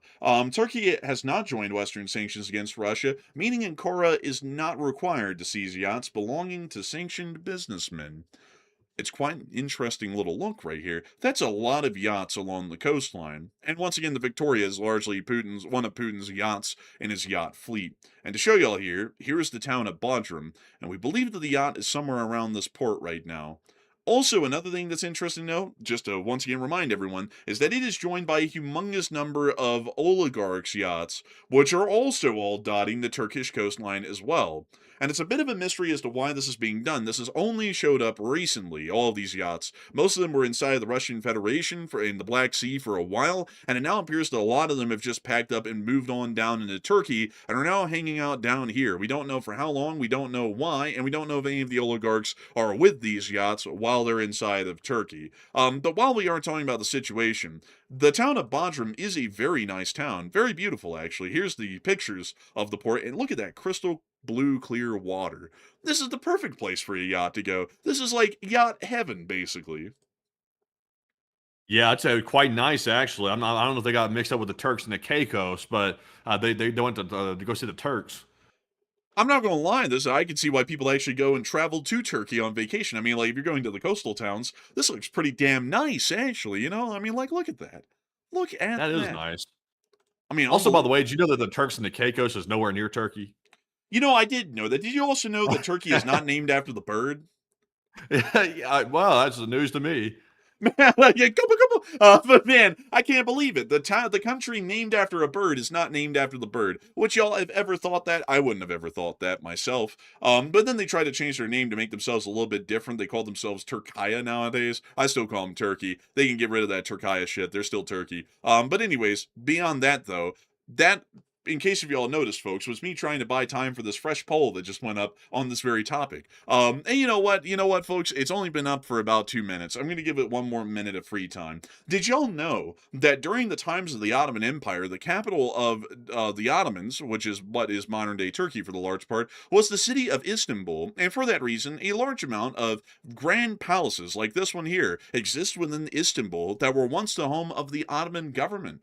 Now, in the modern day, after the Ottoman Empire collapsed in 1918 and Ataturk created the Republic of Turkey, he moved the capital to a city that he founded called Ankara, which is now the capital of the Republic of Turkey in the modern day. And Ankara was quite literally built solely for central governmental operations of the brand new and newly formed Republic of Turkey. I hope you all found that to be a very fun fact. Now that we've gotten out of that fun fact, it's now time for us to get to this poll. Matthew, what are people thinking about this whole movement of the yachts around the area of Bodrum, and what are you thinking about that as well? So it looks like about 11% of the audience said the oligarchs inside of Russia are simply going for vacation, and that's why all their yachts are literally leaving Russia and heading out for Turkey to a safe place. About 48% said they're fearing a Putin overthrow, and they don't want their stuff to get taken if he gets overthrown. And 37% said they're worried about Putin's regime seizing those ships, because he might need some money, he might want to pawn them off. So I would say, I think they're fearing a Putin overthrow. I'm with the 49% because Putin also allegedly moved his yacht out of Russia too and moved it down there to Turkey. So I'm not totally sure why they think Turkey's a safe place to move the yachts, but I guess maybe they think the Turkey's gonna be friendly to them and not, like, I guess technically they won't seize them, but it's kind of a weird, like, quasi, like, good and bad relationship between Turkey and the Putin regime. So I'm with the 49%. I think they're fearing that overthrow right there. But I would say if Turkey wanted to go and seize those yachts, if they're under sanctions and they have a legal right to seize them, I would say Ataturk to them. But Enforcer, what say you? Hey, Ataturk. Beyond that, I would say I would also be with a 48%. I think that the oligarchs may be fearing that Putin may be overthrown soon, and if he's overthrown, the oligarchs are going with him, mostly, because they only exist because of Putin and his government and his regime. So if Putin falls, the oligarchs are probably going to be falling right along with him. So they're already trying to get all of their assets out of the country as well, so that way, if the country falls, they will not be stuck trying to figure out what to do right when it collapses, and they'll already have their chips lined up in a row, kind of like Putin, to be able to try and pack up and go live in exile somewhere else rather than the Russian Federation. And who knows where that would be. Some of the Russian oligarchs might actually be able to flee to China. I don't think that route's open for Putin anymore, though. I think China is playing their hand very carefully at this point, and Putin will not be seeing a safe haven within the the People's Republic of China here in the future. But moving us on out of all of that news from the Turkish coastline, it's now time for us folks to move on up and into the war in Ukraine itself. We've got quite a lot of news. Well, not really a lot, but we got some news that came out of here today, and we're going to be making sure to get to it. Starting us off with a very interesting one within the Republic of Belarus, we were able to hear that apparently Lukashenko is starting to begin an urgent and massive inspection of bomb shelters. This picture that they got of him really doesn't make him look like a national leader. It makes him look like a goof. Yeah, really. Honestly, that's really that portrays him quite well. This is like a Picasso. They captured his whole like persona with this one right here. Kind of goofy, a little bit silly, and also slightly possibly incompetent. Maybe also that mustache needs some work. Man, this guy looks like the living spud. Like he looks like a spud that came to life. Man, a real potato right there. Look, they even put a potato meme over there on the left. Man, they smacked him with a ladle. Hey, they really did. They really did a number on him too. I would say this is a bad picture. It's a rough one. But getting us back to the actual news, inspections and modernization of protective structures are taking place against the backdrop of ongoing mobilization measures and military exercises. In June, the Ministry of Defense of Belarus held exercises in the Grodno region, which borders Poland and Lithuania. During the events, mobilization of citizens and transport was practiced, and the registration data of several thousand conscripts was reconciled. So it does appear that the Belarusians might be getting ready for something, and we don't know exactly what. But let's put together the facts that we have right here from this post, which we can also corroborate are true. One, they're beginning the inspections and modernization of bomb shelters. That usually suggests that there's some sort of threats that bombings may become common on Belarus in the future, and they're trying to make sure that the bomb shelters are ready and usable in the event that they start getting hit by bombs all day. We also were able to see that apparently the Ministry of Defense did hold that exercise near Grodno, which we do know they did do, and they also apparently conscripted a couple of troops within the area as well and made sure the conscription ledgers were accurate. Seems to me, folks, like we're getting an indication here that the Belarusians might be getting ready to get up to something. And considering that the military exercise was around Grodno, I think that they're getting word from the Russian government that he might be going to war with NATO sometime soon, and Belarus is going to be used as a jumping point for Russian forces. I think that's what it really is. But we'll have to wait and see. I thought there was a poll on this one, folks. That's why I went and recapped all the facts, and then Matthew in the live chat said, no poll on this one. I was like, damn! I was like, man, I did all that recap for nothing! No poll on this one. I think this one right here is going to play out the way it is. I've asked that question on the poll several times over. I don't think it's necessary again. I think at this point, also, by the way, remember that the relay stations on the border of Ukraine that Belarus is currently operating, they've turned back on again, by the way. At least some of them have. And Ukraine reported on that yesterday. So that's also another reason why they could be inspecting the bomb shelters, is because they could be expecting that Ukraine could aggress against Belarus, and then Belarus might launch a counterattack. So that could be it too. Yeah, that could be the case. Could possibly be. Meanwhile, out there in Salavat, we were able to get satellite photography proving heavy damage to the oil refinery by the recent drone strikes. It appears that it is likely that the AVT-6 was targeted. Technical platforms and pipelines were damaged. Traces of burning were observed in the area of the technological buildings of the unit AVT-6, which is a condenser unit at the refinery. The extent of the damage to unit AVT-4 is still being clarified, and the plant is one of the largest refining and petrochemical complexes in the Russian Federation. What a tragedy. How terrible to hear for him. My condolences to the Russians. Meanwhile, we were also able to see down in Ingles that a high-rise unfortunately got hit by a Ukrainian drone in the course of an early morning attack. We think it might have been from electronic warfare interference. Yep. Да ну нафиг! Here's another angle. Oh.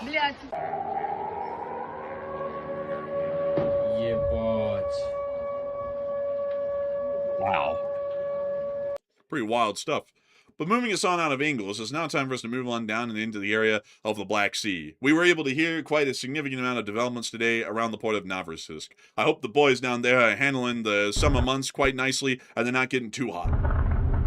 Well, they back Oh in my hell. god. Well, man, like, Man, Navarro it's always a disco here at night whenever an attack happens. This is crazy. man, honestly.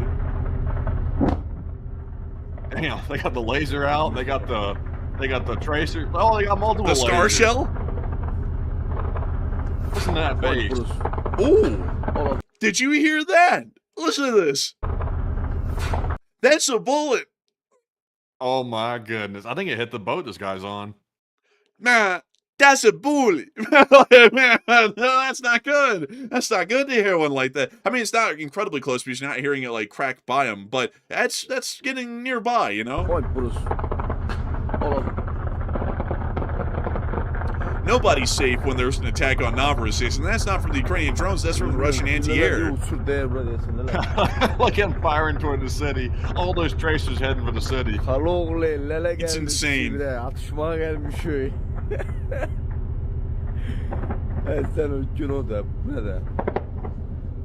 Hell, even this guy filming is laughing at the stupidity of it. I think everybody would. Oh man, they're lighting it back up again. There goes all the machine guns once more.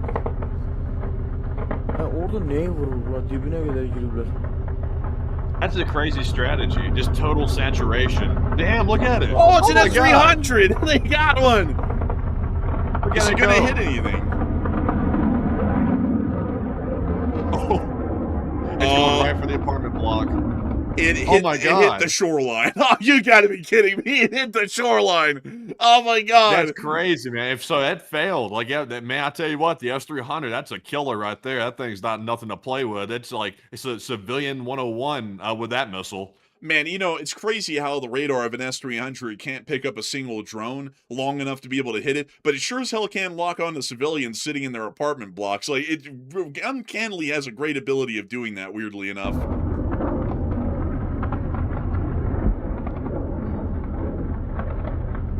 And now you see the anti-air guns stopping their fire. I'm guessing that whatever hit. Man, the whole place is like a smoke show. I mean, there's smoke literally everywhere from the missile that got fired off the tracers. It looks like a fireworks show just went down here. Man, shit, it looks like Washington, D.C. on the 4th of July. Man, honestly, man, he does.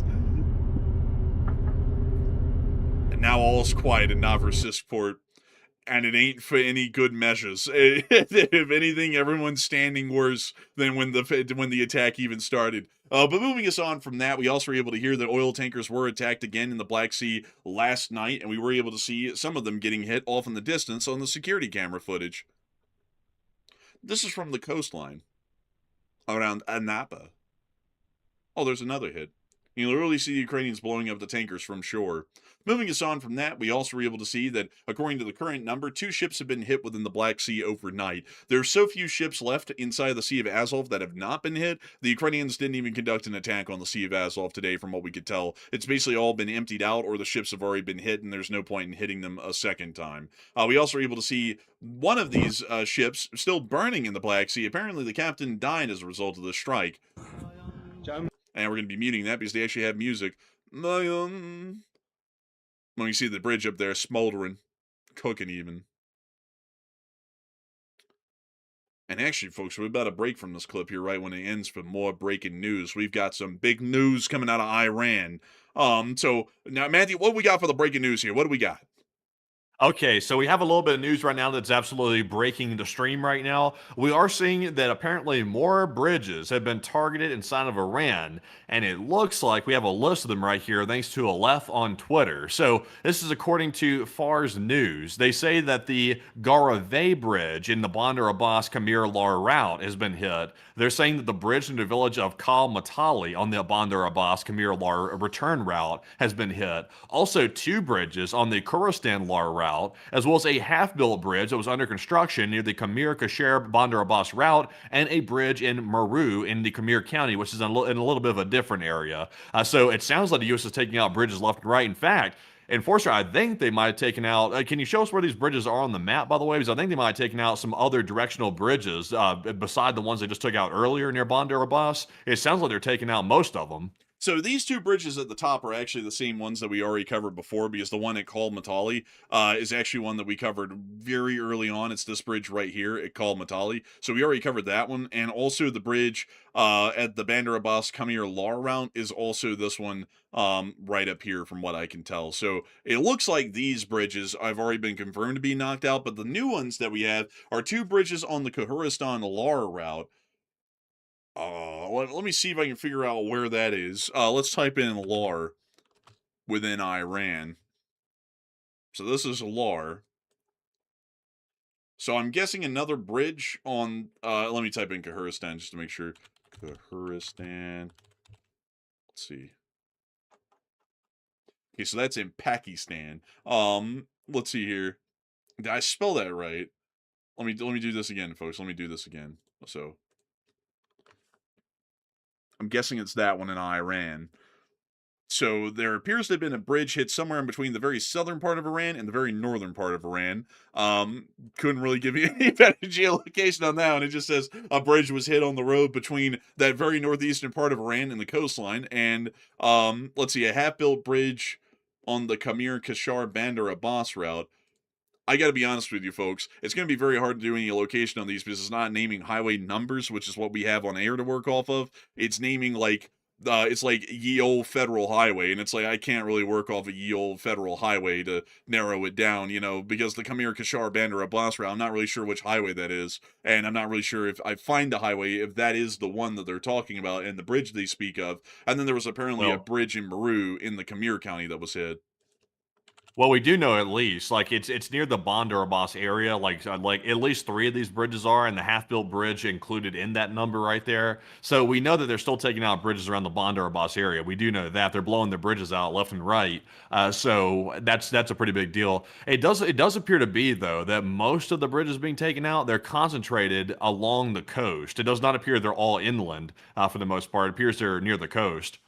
Well, except for that one bridge that could be from anywhere from Lar here that was shot. I mean, that one could be, that one's got a widespread. It could be anywhere, but I'm guessing it is near the coast, though. It's just that it's very hard to even try and locate these bridges off of the reports. But beyond that, though, it does appear that several more bridges, at least 3 others, appear to have been hit around the Bandar Abbas area, which is also showing us highly likely that all of the bridge works heading north, east, and west to Bandar Abbas are all being knocked out in the current strikes being conducted by the United States. So it looks like Bandar Abbas is truly being isolated from really any outside contact. It also appears that in other breaking news, not to give you a whiplash right back out of the Middle East, but it now appears returning back up to Crimea that Kerch might have just been hit. Matthew, what do we got on that?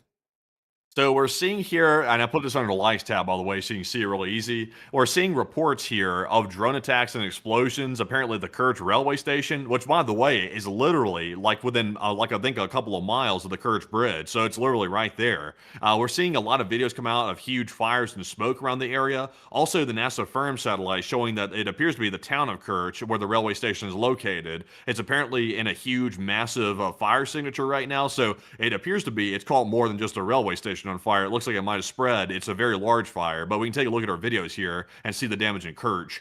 And here's the first clip of the fire near to the railway station. And here's the second picture right here. So it definitely does appear that there is a fire at the Kerch railway station right now. And we also were able to confirm that attacks were conducted way earlier on the railway bridge, more so the railway station in Kerch as well. So we actually have a clip from about 18 hours ago, also showing another strike and fire that had been conducted onto the Kerch railway station. So moving us on out of that breaking news and back down into the area of the Black Sea, we were able to see a couple of more vessels burning in the Black Sea. We already showed you all that clip. So moving on to the next one, we also were able to see the Ukrainian SBU using their naval drones to hit and knock out these ships at sea. Look at these beautiful strikes. What an impressive sight.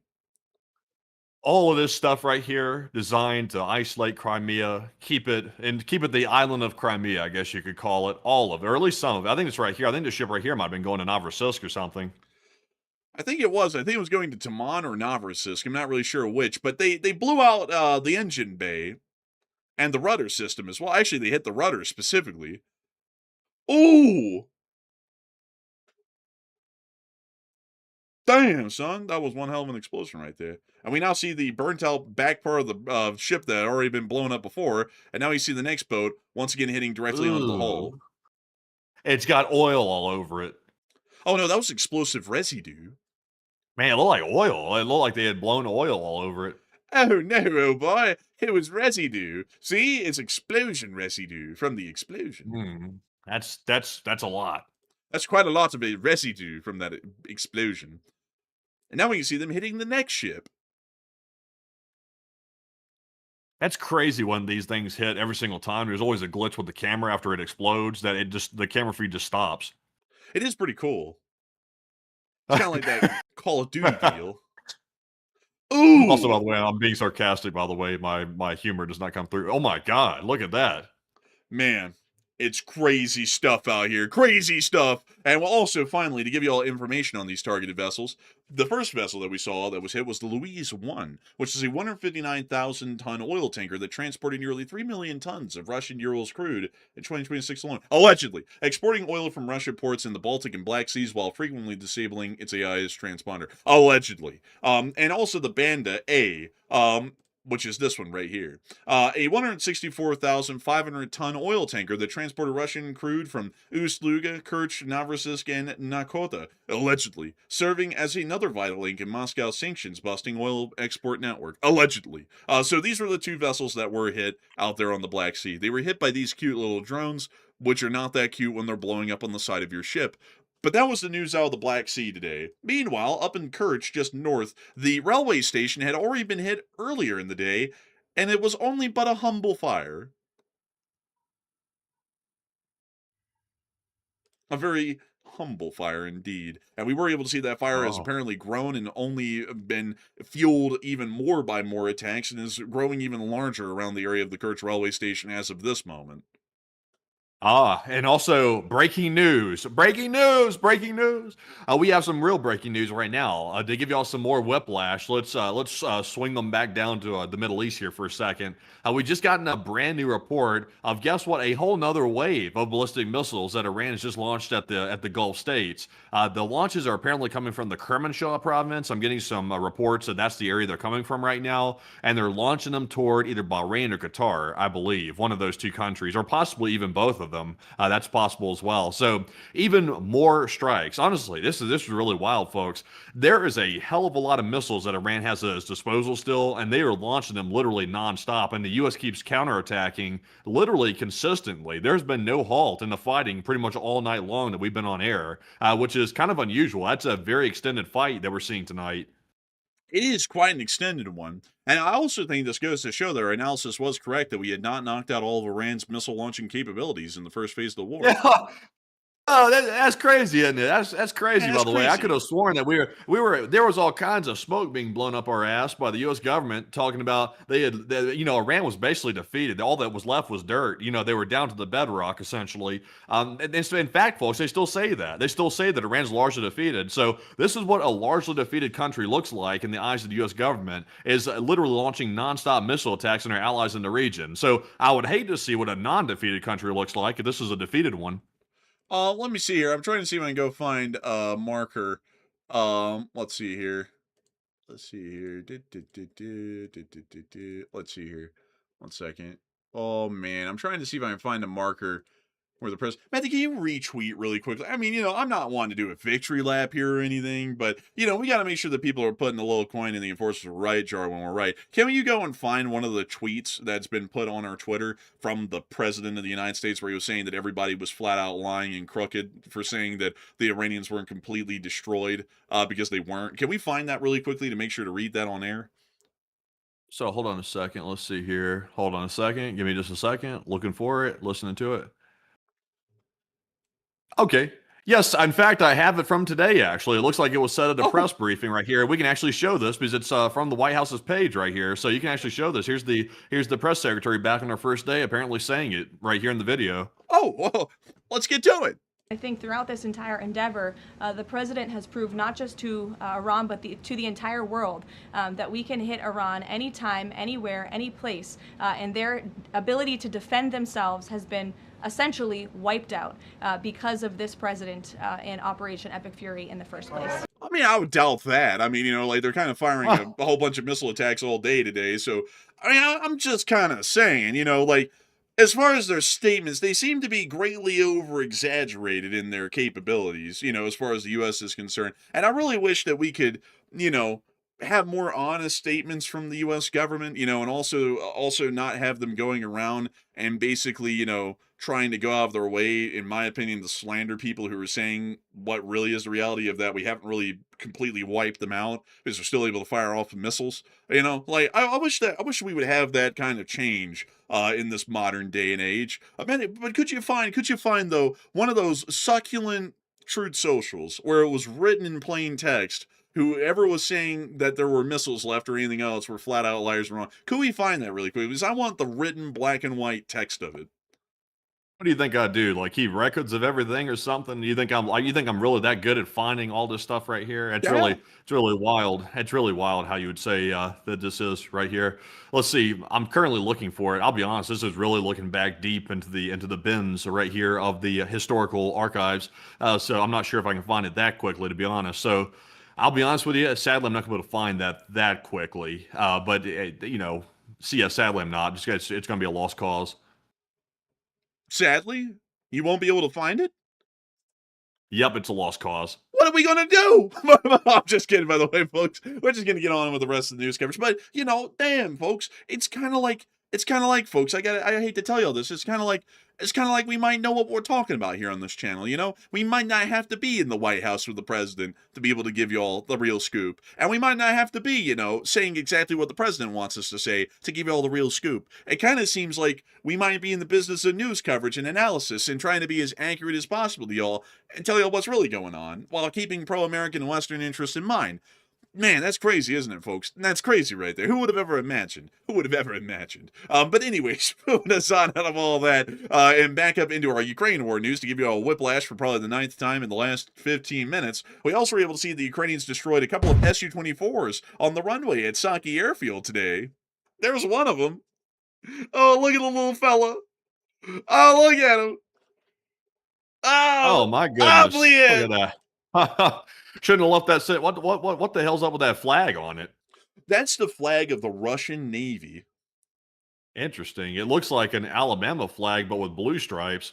No, no. Let me go get it here really quickly. Yes, this is the flag of Russian Navy. A little Confederate. Man, did Putin just say the South will rise?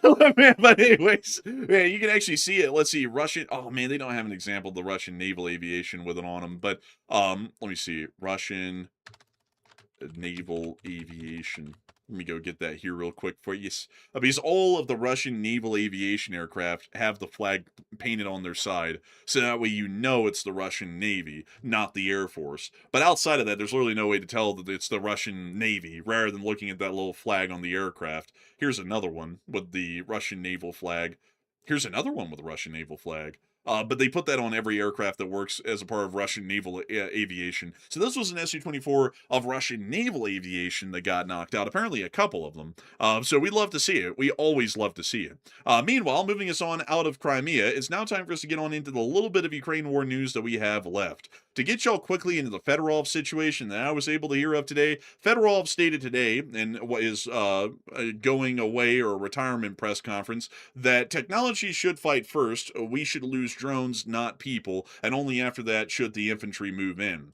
We also were able to see that apparently some people are protesting because apparently the Russians killed per kilometer, or Russian casualties per kilometer of ground taken has significantly increased under Mikhailo Fedorov over Denis Shamal or Rustem Umerov, who were the prior ministers of defense for Ukraine, and that's also a large reason of why some Ukrainians are saying that the removal of Fedorov is quite poorly made in its decision-making process, is because it could be leading once again to the Russians being able to take more Ukrainian ground while suffering far fewer losses. But moving us on out of all that news with Mikhailo Fedorov, we were also able to see that within their location unknowns, according to the CIA director today, Director Ratcliffe, he stated the average life expectancy of a Russian recruit right now arriving on the battlefield in Ukraine is estimated to be between 20 and 30 minutes.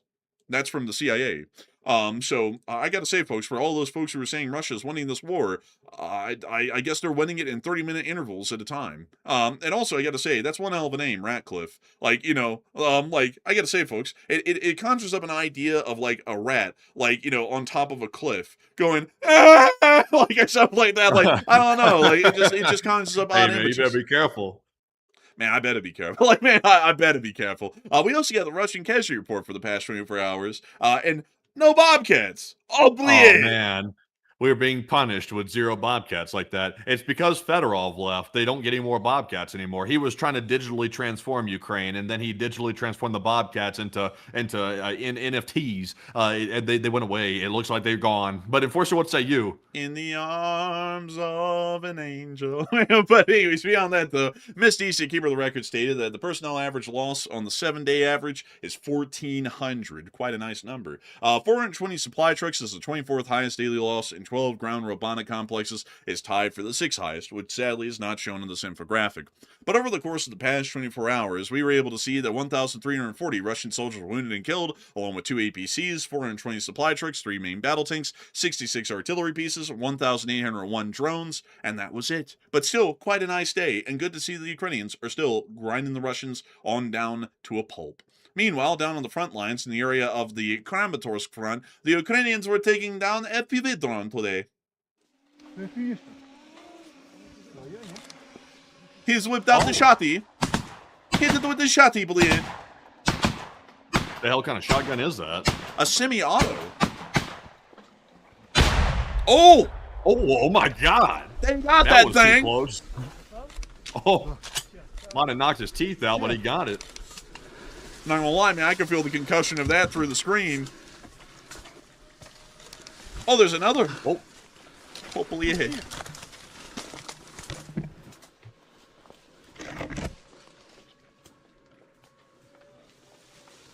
See them going into the brush.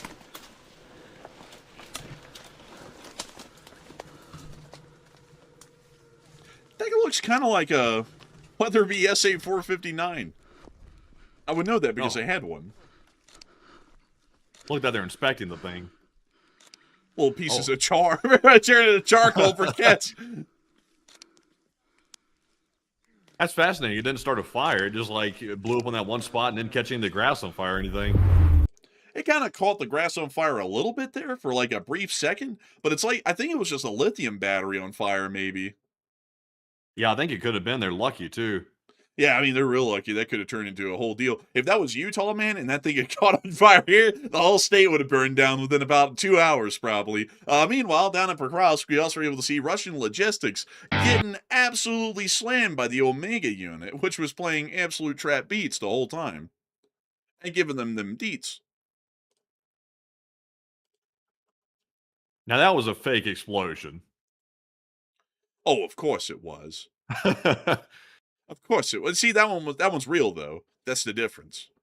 Watch, they're going to show another real one. They got that copyright-free explosion SFX. Brother, put it on every single one of them. I wonder if they paid for the licensing fee. Well, anyways. Oh, man. Man, I'll tell you what. This is like somebody like recording a song and then they like master it and then they jump on the song later and add an ad lib and they're like, wow, like over the master or something. It just, it doesn't even fit. Man, it doesn't really even fit at all. But with that in mind, folks, that was actually all the frontline news we had for today. I wasn't lying, folks. The Ukrainian frontline, sadly, day was very uneventful. I went and scrounged around on Twitter and Reddit to try and find whatever we could, and that was all we had. But moving us on from that, it's now time for us to get to Kyiv and cover the speech from the president of Ukraine, President Volodymyr Zelensky, who fortunately did make a speech today at probably a pivotal moment in Ukraine's internal politics. So, without further ado, here is the speech. Speech!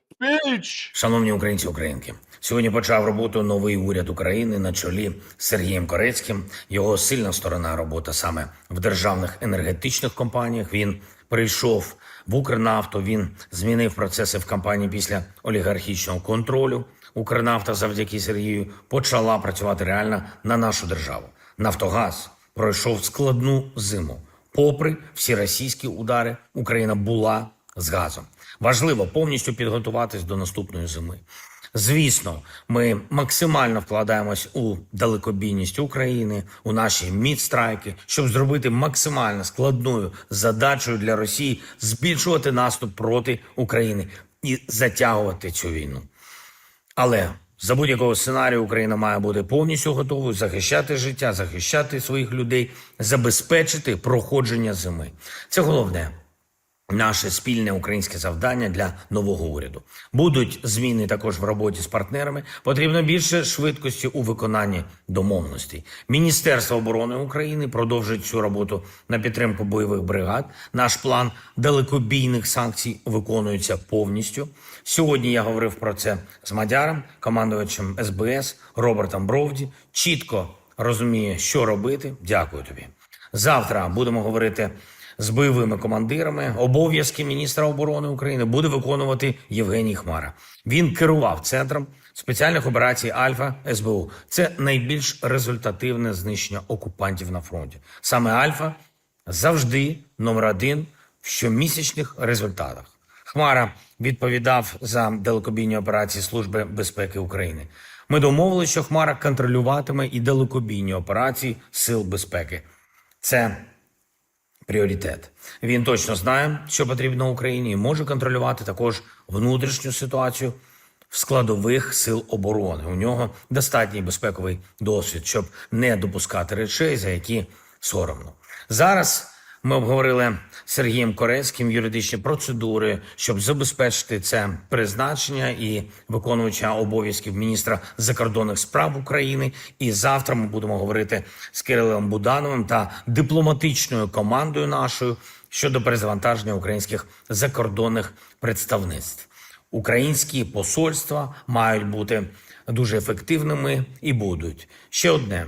Сьогодні в Україні був Кір Стармер. Я подякував йому від усіх нас, від усієї держави за лідерство, за постійну підтримку. Є сьогодні новий оборонний пакет від Британії та Швеції, 300 мільйонів євро для того, щоб швидше Гріпени запрацювали у нашому небі. Британія з Україною. Це важливо. Хороша зустріч сьогодні була з міністром закордонних справ Туреччини. Теж важлива підтримка. Туреччина підтверджує, що буде робити все для проведення зустрічі на рівні лідерів для закінчення цієї війни. Кожен день ми повністю забезпечуємо міжнародну роботу, щоб Україна трималась і могла захищатись. Ми повинні зробити все, щоб результатом нашого захисту став мир. Мир, справжній мир, достойний, гарантований мир. Обов'язково цього досягнемо. Слава Україні! Hiram Slava. And with that, that's the end of the speech from the President of Ukraine, President Volodymyr Zelensky, here on this day of 1604 of the news from around the world. And with that, folks, it's now time for us to move on into the second segment of this stream, where we get to talk to each and every single one of y'all. Boy, howdy, folks. We're going to have a lot of interesting questions and time to answer all of those great questions here in this question segment. But I hope that the many of y'all have greatly enjoyed this show over the course of the past 2 hours and 15 minutes. I was about to say 20 there. It's not 20, it's 2 hours. As we were able to see that the peak viewership tonight of 22,500 people were here, and we had 126,000 people watch the stream over the course of those past 2 hours and 15 minutes. And so with that in mind, it's time for us to start getting into the question segment and getting to talking to each and every single one of y'all if we got the chance. And so, Matthew, what do we got here? All right, so it's that time of the night to get to the questions. All these questions out there, they're asking me questions. They say, sir, so many questions, sir. We said, we don't like it. No questions, no questions. You should simply ask nothing and just accept. That's all. It's nothing. It's called acceptance. It's called authoritarian. But anyway, so we're jumping straight into our super chats, our live chat questions, and the Morse code decoders of the stream. And our first super chat is going to go to none other than Opie from Florida once again. Thank you very much, Opie, for the second support of the night.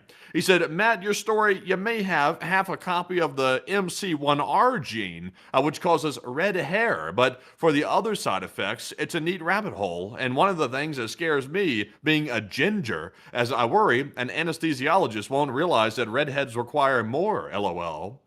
Now, I don't know about that because I don't have any red hair right there. I don't think I have that. I would have a hunch about that. But it is a possible thing. I really don't know anything about my genes. I don't know if they're good, bad, ugly. I don't know what they are, to be honest with you. I'm totally ignorant to it. I've never really checked. That is an interesting theory right there. But Enforcer, what say you? I would have to say Matthew does not have any red hair.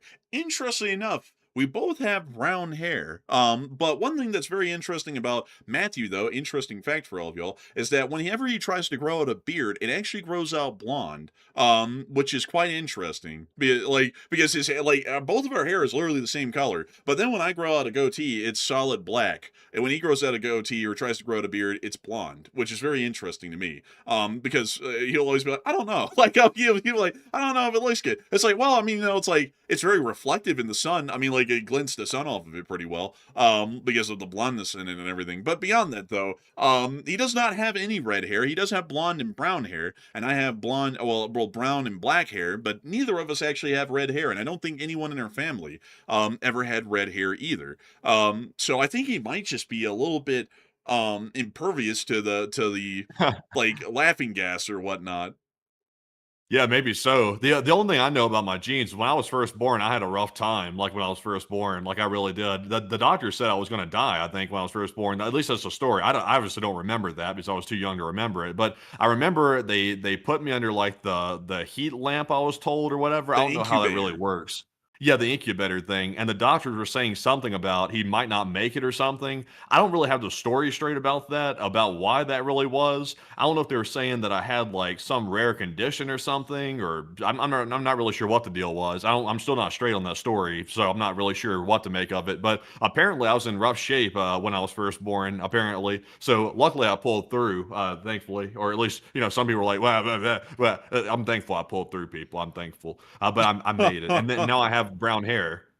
Funnily enough, interesting story, folks. I was actually born brown. Like, my skin was like brownish looking.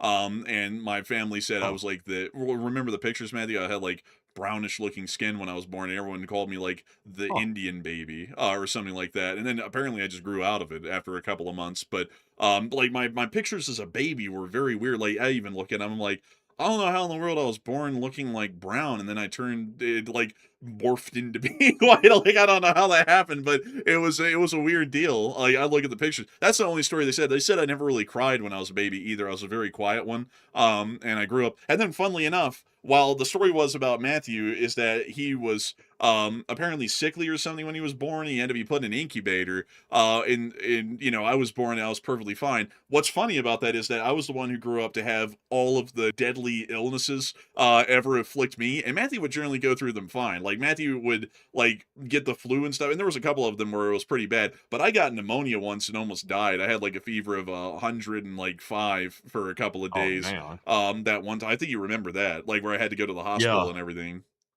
Well, that's why, like, I was forged under heat lamps when I was young. So I was like, it was baked into me, literally. It was baked into me that iron, like, from a young age. Like, it was. I experienced that adversity real young. Like, they threw everything at me when I was young, and I got baked under that heat lamp, and from then I was good.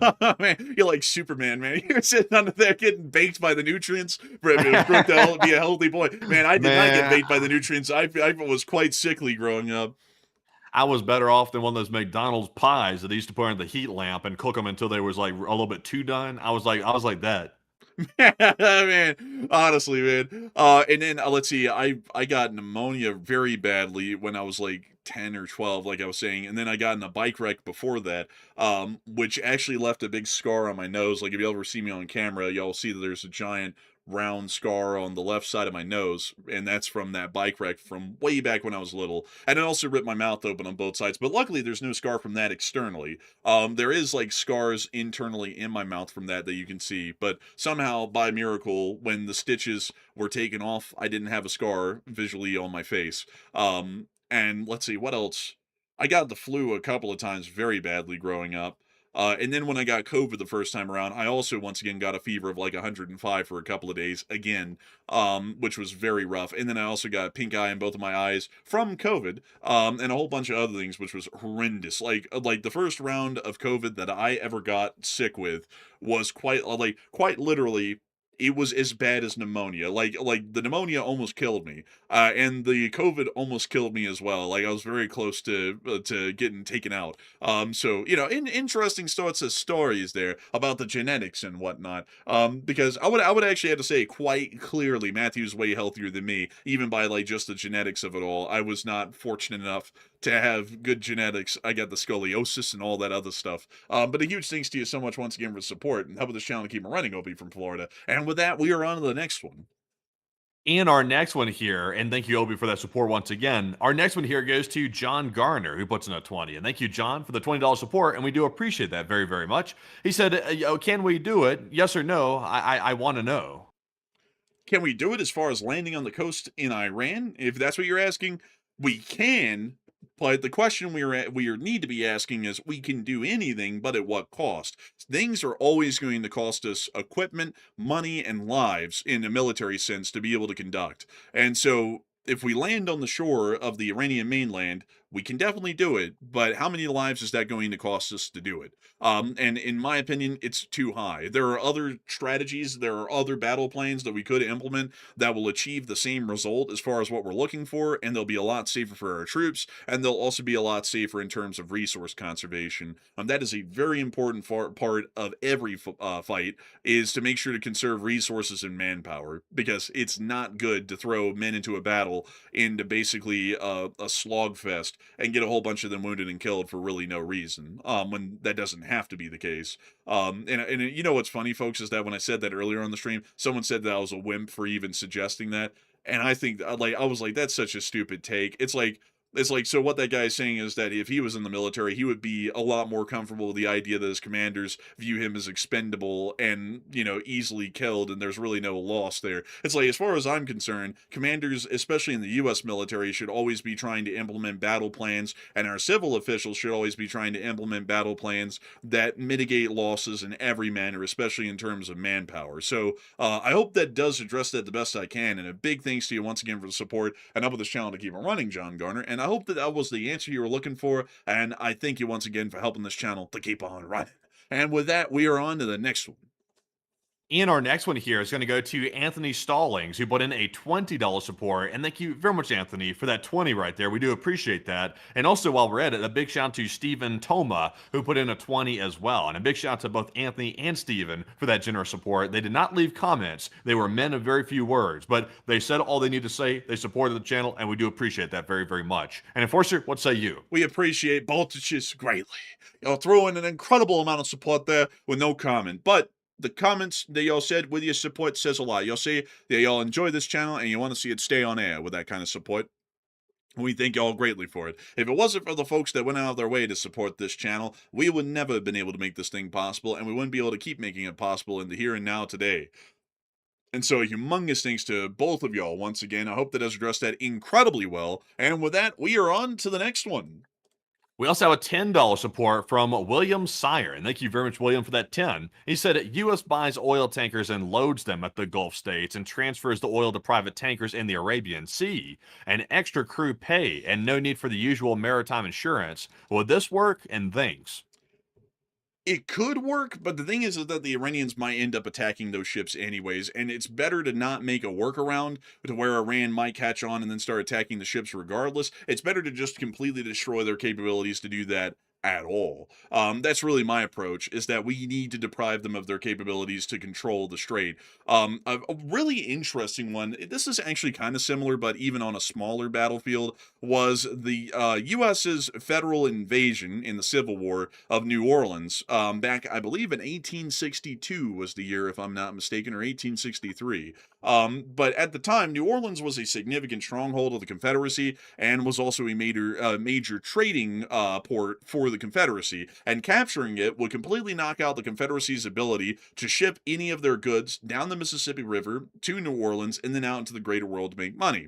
So what the Federal Navy did is that they sailed right up into the Mississippi River through here, and they gunned it. Well, they didn't gun it up the whole way because it's very difficult to navigate the Mississippi River. But they meandered their way on up the river as far as they could, and right here at this bend around Braithwaite, was a Confederate port, and it was put right here at this turn so that way a ship that was going around it would get bombarded by this port for this fort for a significant while, and the Union wouldn't be able to make it up to New Orleans. So what the Union did is that they said, well, we got to take New Orleans anyways, and we eventually have to find a way to knock out this port so that way we can just sail on up and out of New Orleans whatever we want. So what they did is that they gunned it by with a whole bunch of troops on board and sailors, this fort at Braithwaite, and literally just whipped around it. Tokyo drifted with the ships and raced all the way up to New Orleans as fast as they could, took the town, and then they marched their troops back down to the fort to besiege it and then take it.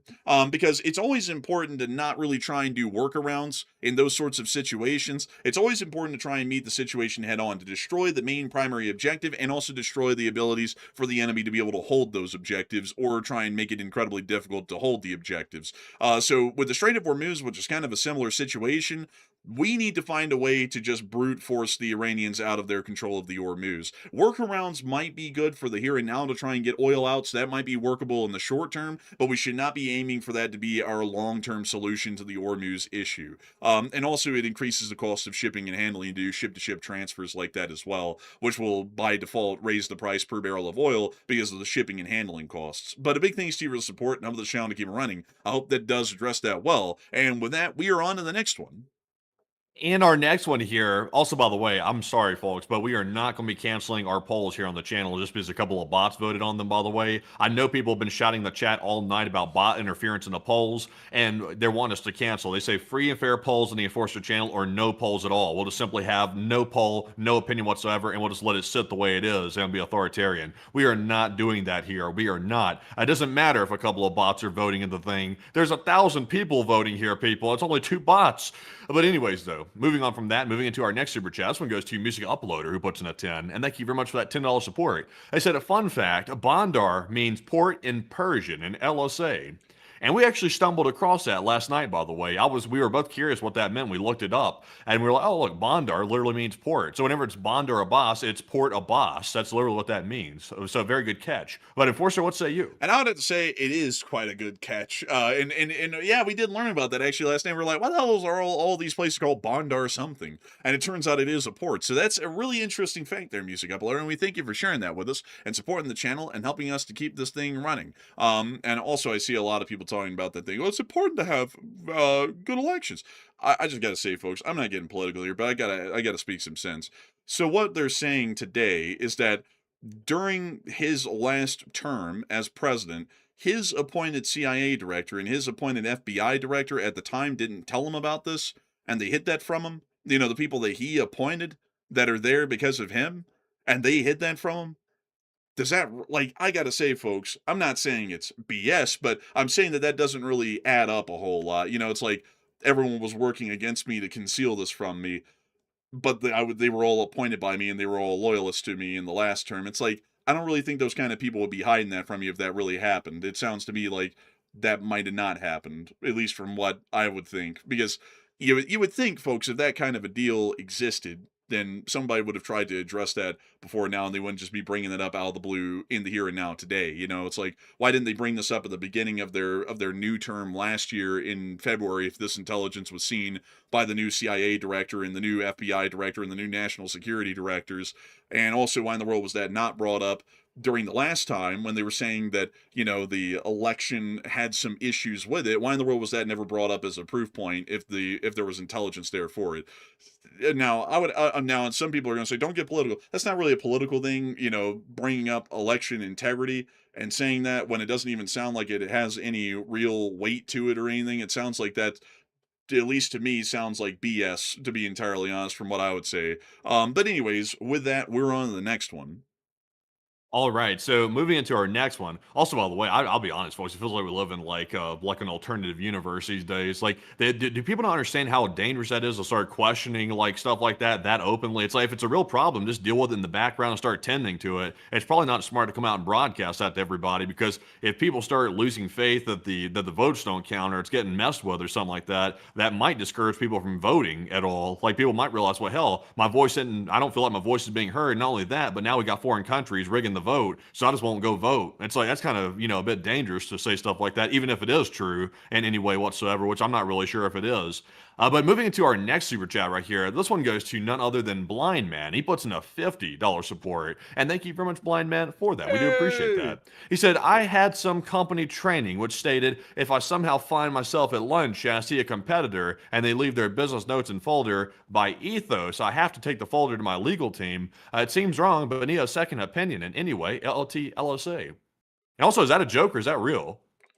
Oh, I don't know. It sounds kind of serious. Sounds serious. It really does. Yeah. I mean, if that's serious, I'm not so sure about that. I don't know. I would say consult a real lawyer about that. If I was you, I won't. I obviously didn't name what company he works for or anything, which is smart. But yeah, I would consult a real lawyer about that one. That sounds like that could be a little iffy. But Enforcer, what say you? I'm going to say that sounds quite questionable. I would definitely confide in an actual attorney, not with your company, not their legal team. I would confide with another attorney and ask them if that's something that's above board or legal.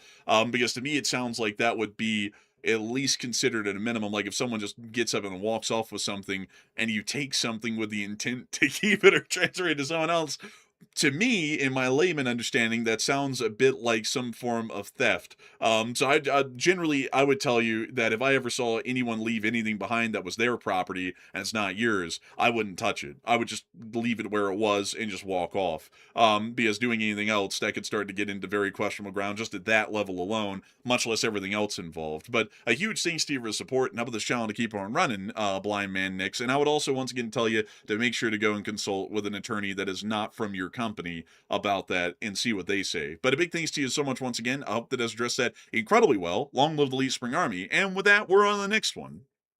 We also have a $10 support from Music Uploader, and thank you, good sir, for the 10 once again. He said, in all reality, taking these islands can only be successful if you have foreign forces invading the mainland from the west and the northwest, and the Kurds and others can fragment the IRGC response and basically cause chaos.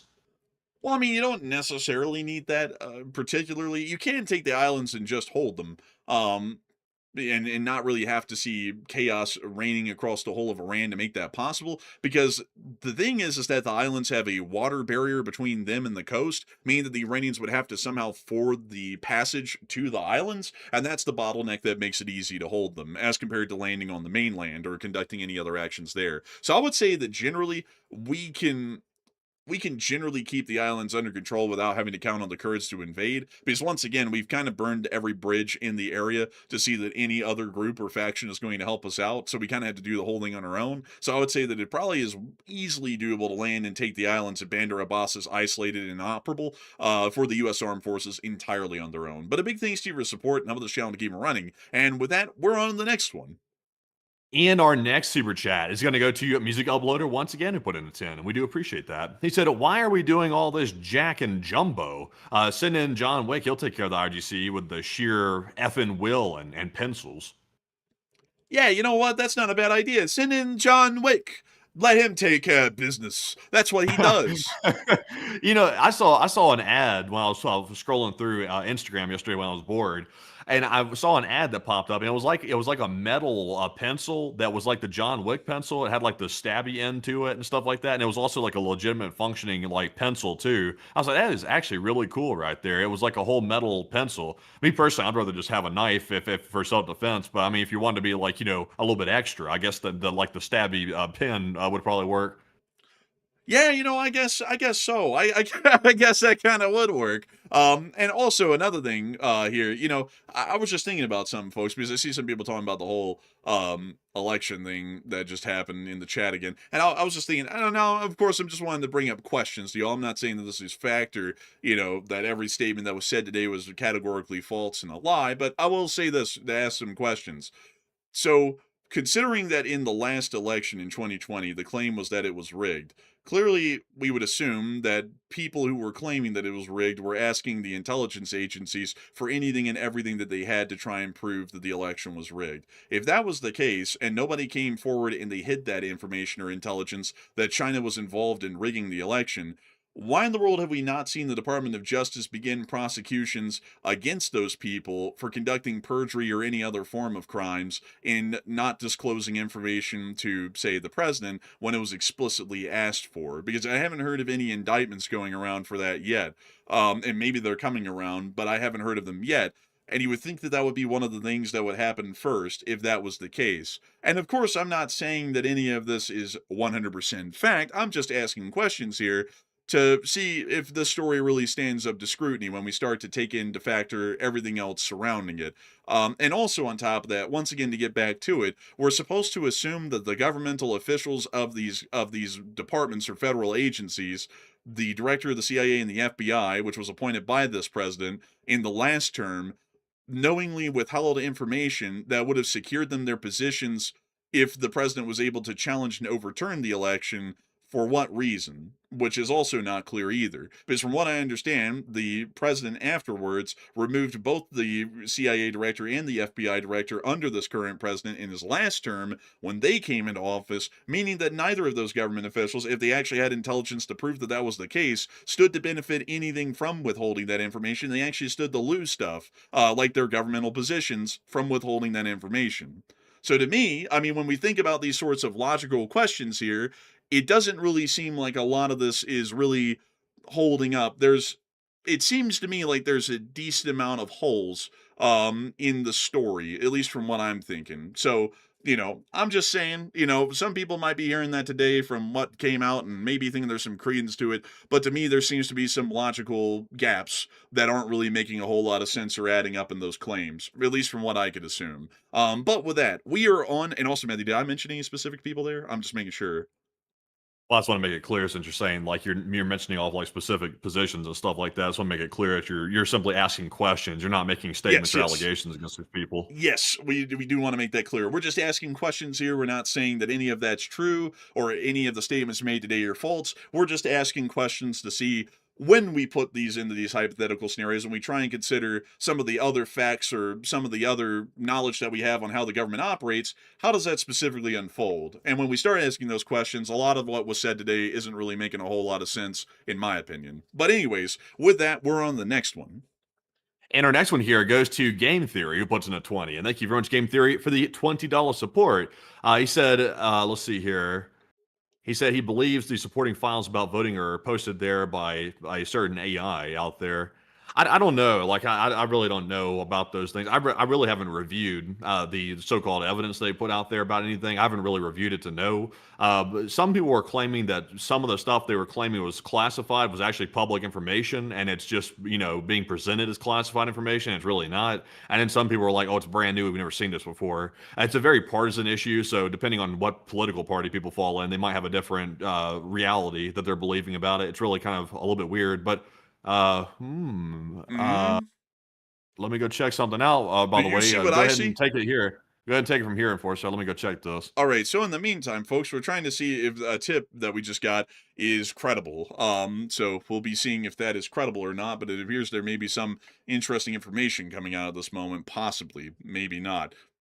But I would have to say, and I also see some people saying that it's politics. It is politics, but the reason why I'm willing to bring this one up on air and even question the narrative that's coming out is because while this could be called political, this is starting to strike at the very core of our democratic principles, beginning to challenge elections and state that they may not even be legitimate at all, which is completely tearing apart the entire foundation of this republic, which stands on democratically elected representation.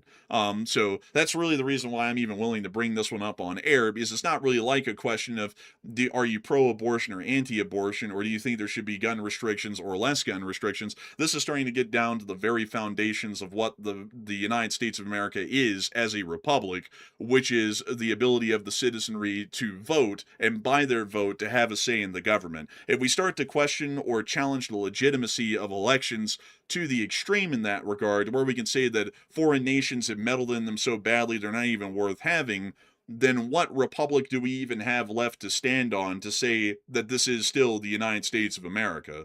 Those sorts of questions, and also insinuating such things, start to enter very dangerous territory to where people could try and legitimize or argue for some form of an authoritarian government because elections can no longer be trusted. Yeah, yeah. So, I hope that does address that well. And with that, we're on to the next one. Also, by the way, folks, the person saying that something was happening in Romania, that story is complete bogus, by the way. So I'm not sure if they were trolling or they were mistaken or what the case was, but nothing's happening to Romania. Oh man, what's happening in Romania?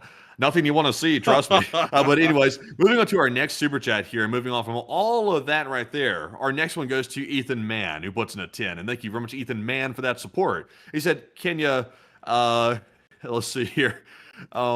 What would it take to replace Moscow if they put the SAR on it and dropped it on there? I don't even know. Like I don't even know. I don't even think we can begin to answer that question. But a big thanks to you for support and helping this channel to keep running. I hope that does address that well. And with that, we're on to the next one. We also have a 10 from Ovhednar. He said, why doesn't Turkey seize those yachts and arrest the oligarchs? It would be a really good bargaining chip, and the Turks could just resell the yachts for their own benefit, and it looks bad if Turkey doesn't.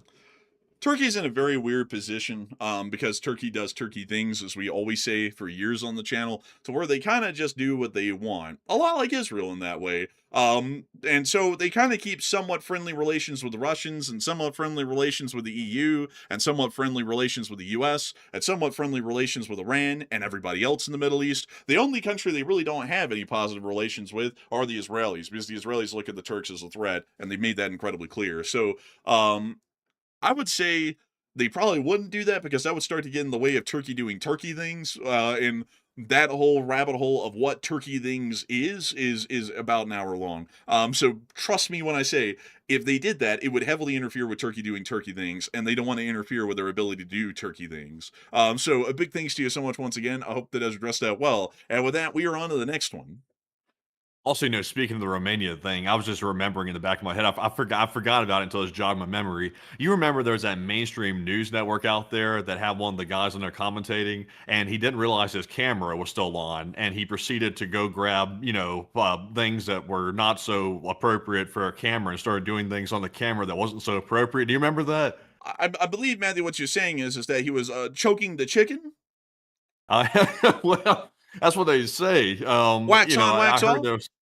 Yeah, I heard apparently it was to the dismay of people in a Zoom call from the looks of it. So yeah, I mean, there's been some things that haven't been so great.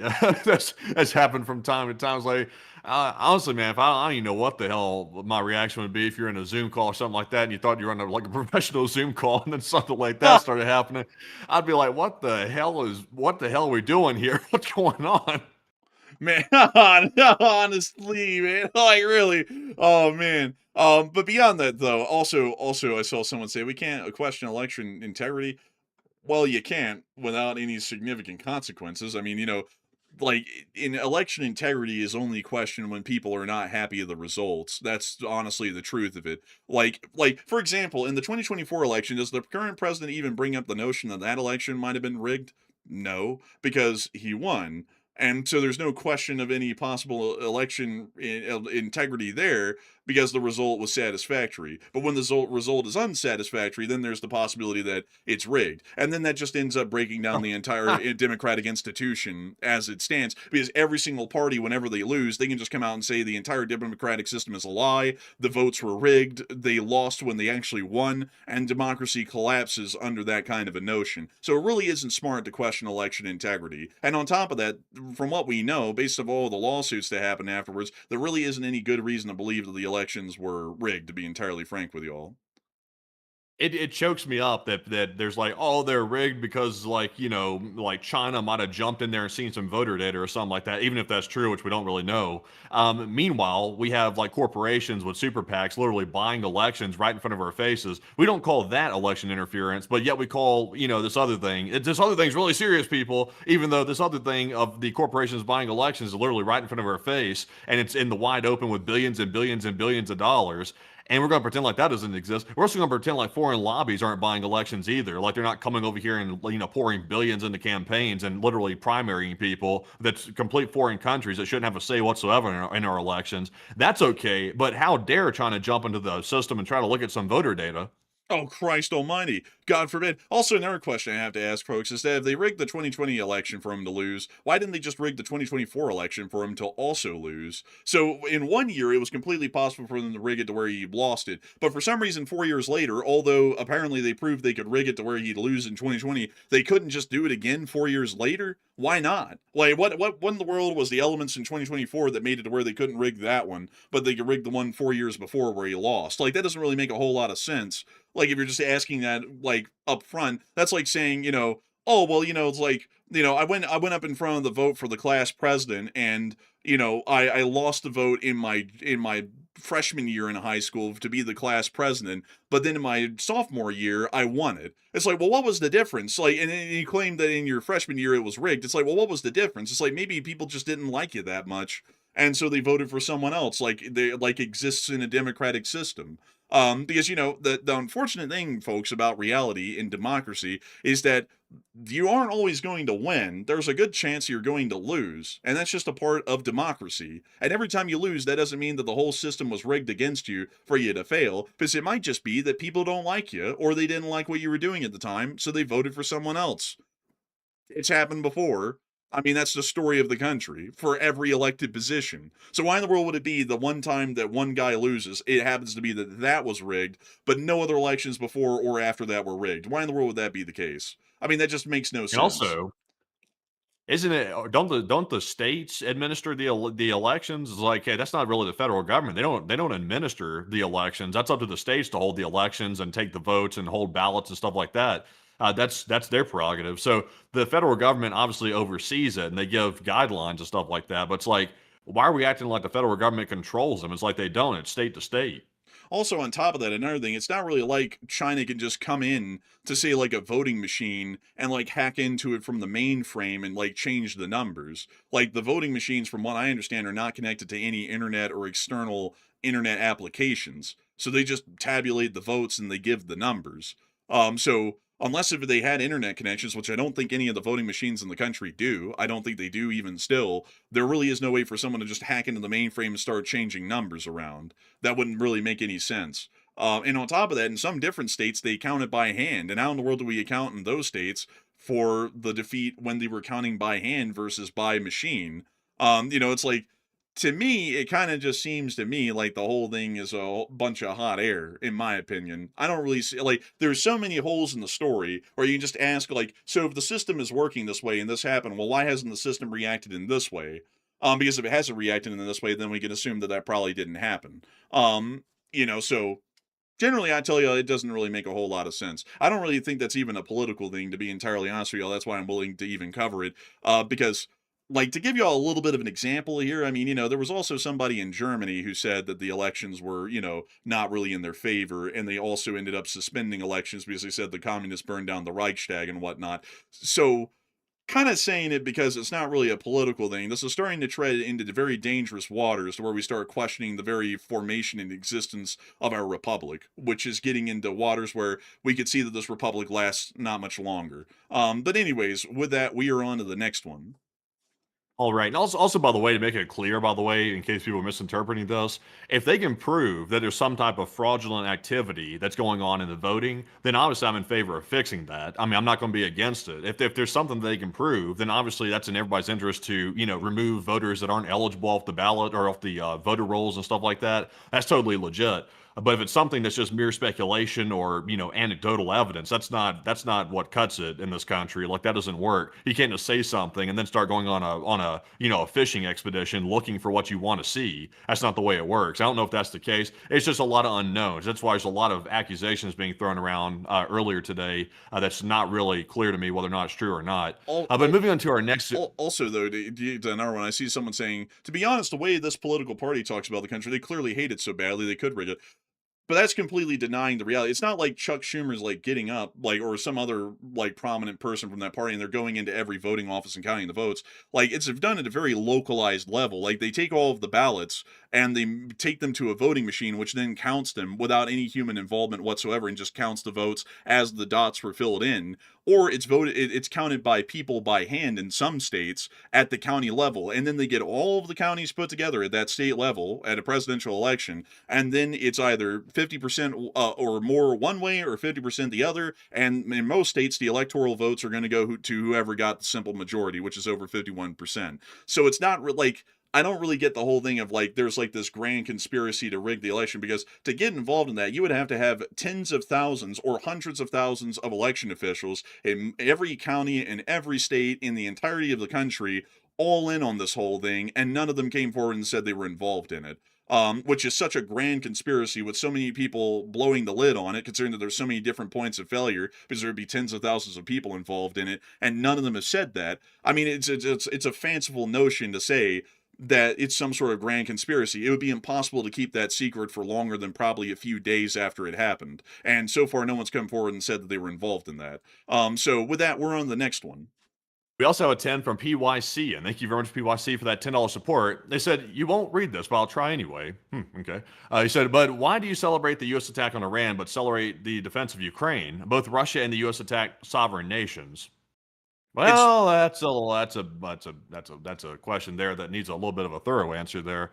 Ukraine didn't ask to be attacked. They got attacked by Russia for literally no reason whatsoever. Ukraine was simply conducting its business. It wasn't threatening Russia in any way whatsoever. And they got attacked out of the blue because Russia simply wants to reconstitute the Russian Empire. That's what Putin wants to do. So they didn't ask for it. They weren't threatening Russia. They weren't even trying to provoke any type of attack from Russia whatsoever. So that's why that's not fair, obviously. It's clearly not fair to attack Ukraine, nor is it legal under that scenario.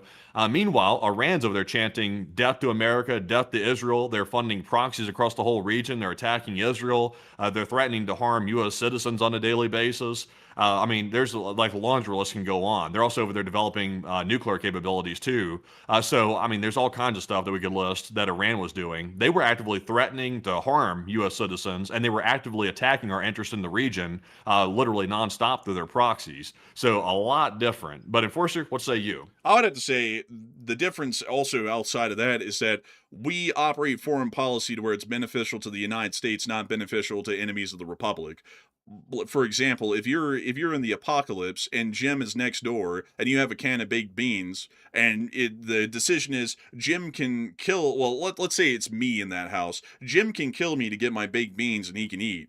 And, you know, I don't put myself in a position in that sort of world to go, you know what, Jim kind of has a reason to kill me. Maybe I ought to let him kill me so that way he can eat my baked beans. No, I want to live and I want to eat my baked beans. And I also want to survive. So if Jim wants to come over and try and kill me to eat my baked beans, it's going to be over my dead body. That's how foreign policy works. So when the Russians invade Ukraine, that's inherently against American interests. So we are clearly going to be in opposition of the Russian invasion of Ukraine and the Russian Federation's position in foreign policy as a result. On the other hand, if Iran is developing nuclear weaponry and operating terrorist forces throughout the Middle East to undermine the American security assurances sphere and to also try and put the United States under an imminent nuclear threat from the Islamic Republic of Iran, then it is in our interests to conduct actions against the Islamic Republic of Iran. I'm not such an intellectual that I take such a far removed step back that I'll even support or advocate or say that it's reasonable for another country to stand for the destruction of mine or the weakening of mine. I'm an American citizen, Matthew is as well, and so we're going to stand in support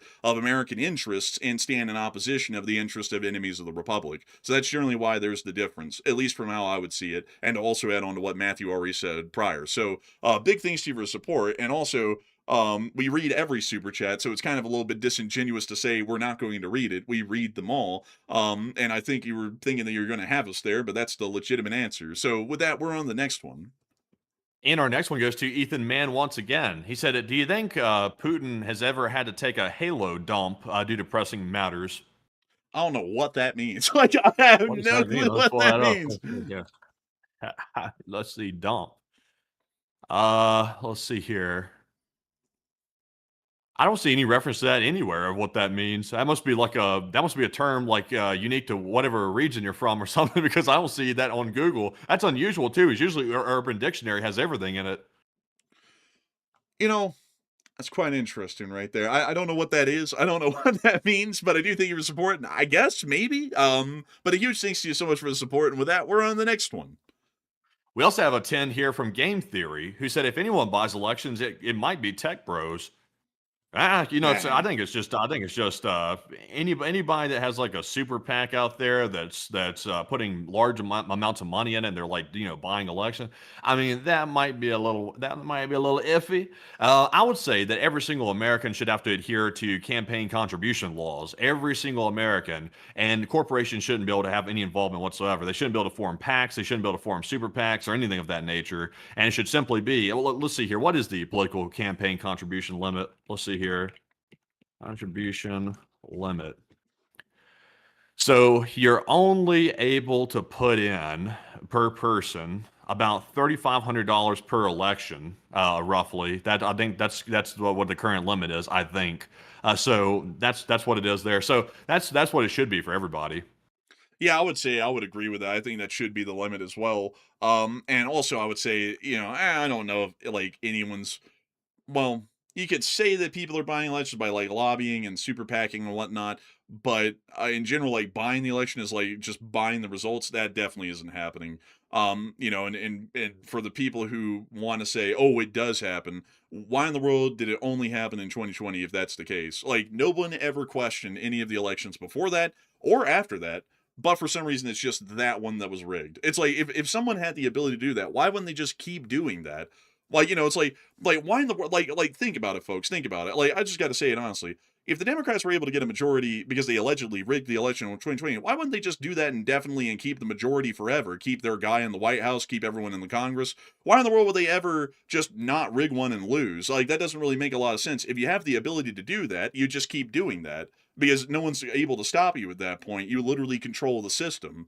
And the whole fact that the opposition won in 2024 in that election and also started to win a majority in the House and the Senate as well, kind of leads me to believe that there's certainly no rigging, because otherwise they would never have been able to win again anyways if it really was happening. That's my take. But anyways, with that, I hope that does address that well. And a big thanks to you once again for support and helping this channel to keep it running. And with that, we're on the next one. Also, a 5 from Joppy, who said that NATO is trying to destroy us, quote unquote. Oh no, we better flee to NATO. Russian logic, 10 out of 10. I had to say, let's see. It's interesting how that works for the Russians in their minds. And I think that they're actually trying to hype themselves up to eventually get into going into a war against NATO. But a big thanks to you for support and helping this channel to keep it running. I hope that does address that well. And with that, we're on the next one. We also have a 5 from Ghost Morn, who put in a 5 and said, LSA for life, yo. And a big thanks to you for the support, Ghost Morn, and helping this channel to keep it running. And long live the Lee Spring Army, and long live the Republic. And with that, we're on the next one. And our next one here is going to go to Barbecue Fish. And thank you, Barbecue Fish, for that $5 support. He said, take Card Island and bring their oil back to the USA. I'm not really a big fan of stealing oil. No, I would say leave that be, Barbecue Fish. I would say leave that be. I would be in favor of taking out the ability for Iran to export their oil. I would be in favor of that. But taking Karg Island is going to involve U.S. casualties. And also, to be perfectly honest, we're not entitled to Iran's oil. That belongs to the Iranian people. Now, granted, I don't think the Iranian regime should have it. I mean, that's, in my view, the Iranian regime right now is a terrorist regime. So I don't want them to benefit whatsoever from Iran's natural resources. That belongs to the Iranian people. So if one day the Iranian people are able to rise up and overthrow that sicko regime that's there, then they have that wealth waiting for them, and they can try to build their country up with their own oil because it belongs to them. But Enforcer, what say you? I would say I'm generally against stealing other countries' oil. I don't really like the idea of the United States basically just being a robber baron of the world and just going to war to steal people's stuff and bring it back home. If we're fighting a war, we should be fighting it with noble notions, because I think with those kinds of ideas, we're really no better than our enemies. And at that point, what moral high ground do we have to say that our enemies are our enemies because they have no moral base? Meanwhile, we do. If we basically are the robber barons that our enemies are, what quarrel do we really have? And that would be my answer to that. So I'd say that it largely should remain with the Iranian people. But a big thanks to you for support and helping this channel to keep it running. And with that, we're on the next one. We also have a 5 from Max Shabai. He said, as a small starter deposit for the Enforcers were right, Jar. And a big thanks to you for support, Max Shabai. And a big thanks to you for helping this channel to keep on running. And with that, we are on to the next one. We also have a 5 from Richard Goslin, and thank you, Richard, for the 5. He said, LSA forever, and first time. I don't super chat much, but I love the channel. And how long do you guys think Russia can really go on with all these constant losses? Maybe another year, I think, but it's not that much longer. I mean, they are at the death throes basically at this point. I don't think it's going to be going on all that much longer. So we'll have to see how it resolves. It might escalate greatly before it ever de-escalates. But it's going to be going on for a good bit longer, even still. So big thanks to you so much once again. I hope that has addressed that well. And with that, we're on the next one. And we also have a 5 from Game Theory. And thank you, Game Theory, for the 5. He said, when in history, when this done last about election interference? I don't think it was ever really done, that I can ever remember of. I mean, like even during Abraham Lincoln's election in 1860, where there was significant rigging. I mean, like there was legitimate rigging in the southern states. They didn't even put Lincoln's name on the ballot as a candidate in some states, including in the state of Alabama. He still won the election, and Lincoln did not challenge the election results whatsoever, or say that the southern states had to be held accountable for trying to rig the election. He just assumed the office of the presidency, and most of those states seceded anyways right afterwards. So I've never really heard of anybody in U.S. history ever attempting to publicly state that an election is completely illegitimate for really any reason. And generally the point of that is that most everybody usually has the sense to understand that questioning an election like that puts doubts in some people's minds indefinitely, forever, and that starts to erode the idea of the democratic principles and the democracy that our country operates off of as a system.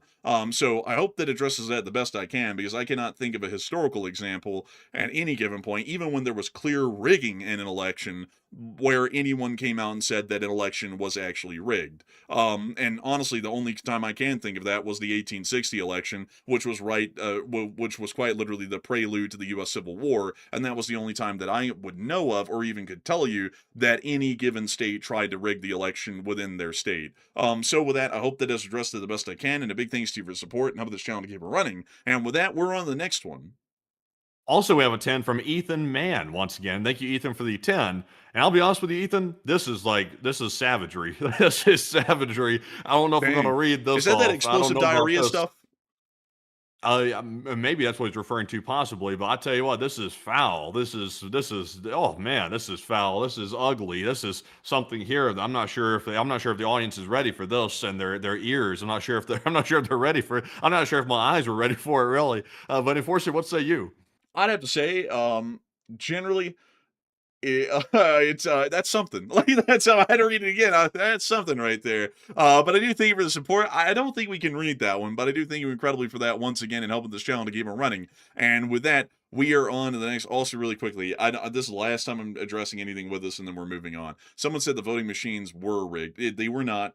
So a major news company claimed they were rigged by a certain company. That company sued the news network and won the lawsuit because there was quite literally no proof whatsoever that the voting machines or the vote counting machines were rigged. I don't know where you heard that from, but every single lawsuit that's been conducted about that has been lost on anyone who's claimed that the election machines were rigged. If they were rigged, they would have won the lawsuits because there would have been more than enough proof to prove that. So I don't know where you got that from, but not a single lawsuit in this republic has ever been proven to be rigged. But anyways, with that, we're on the next one.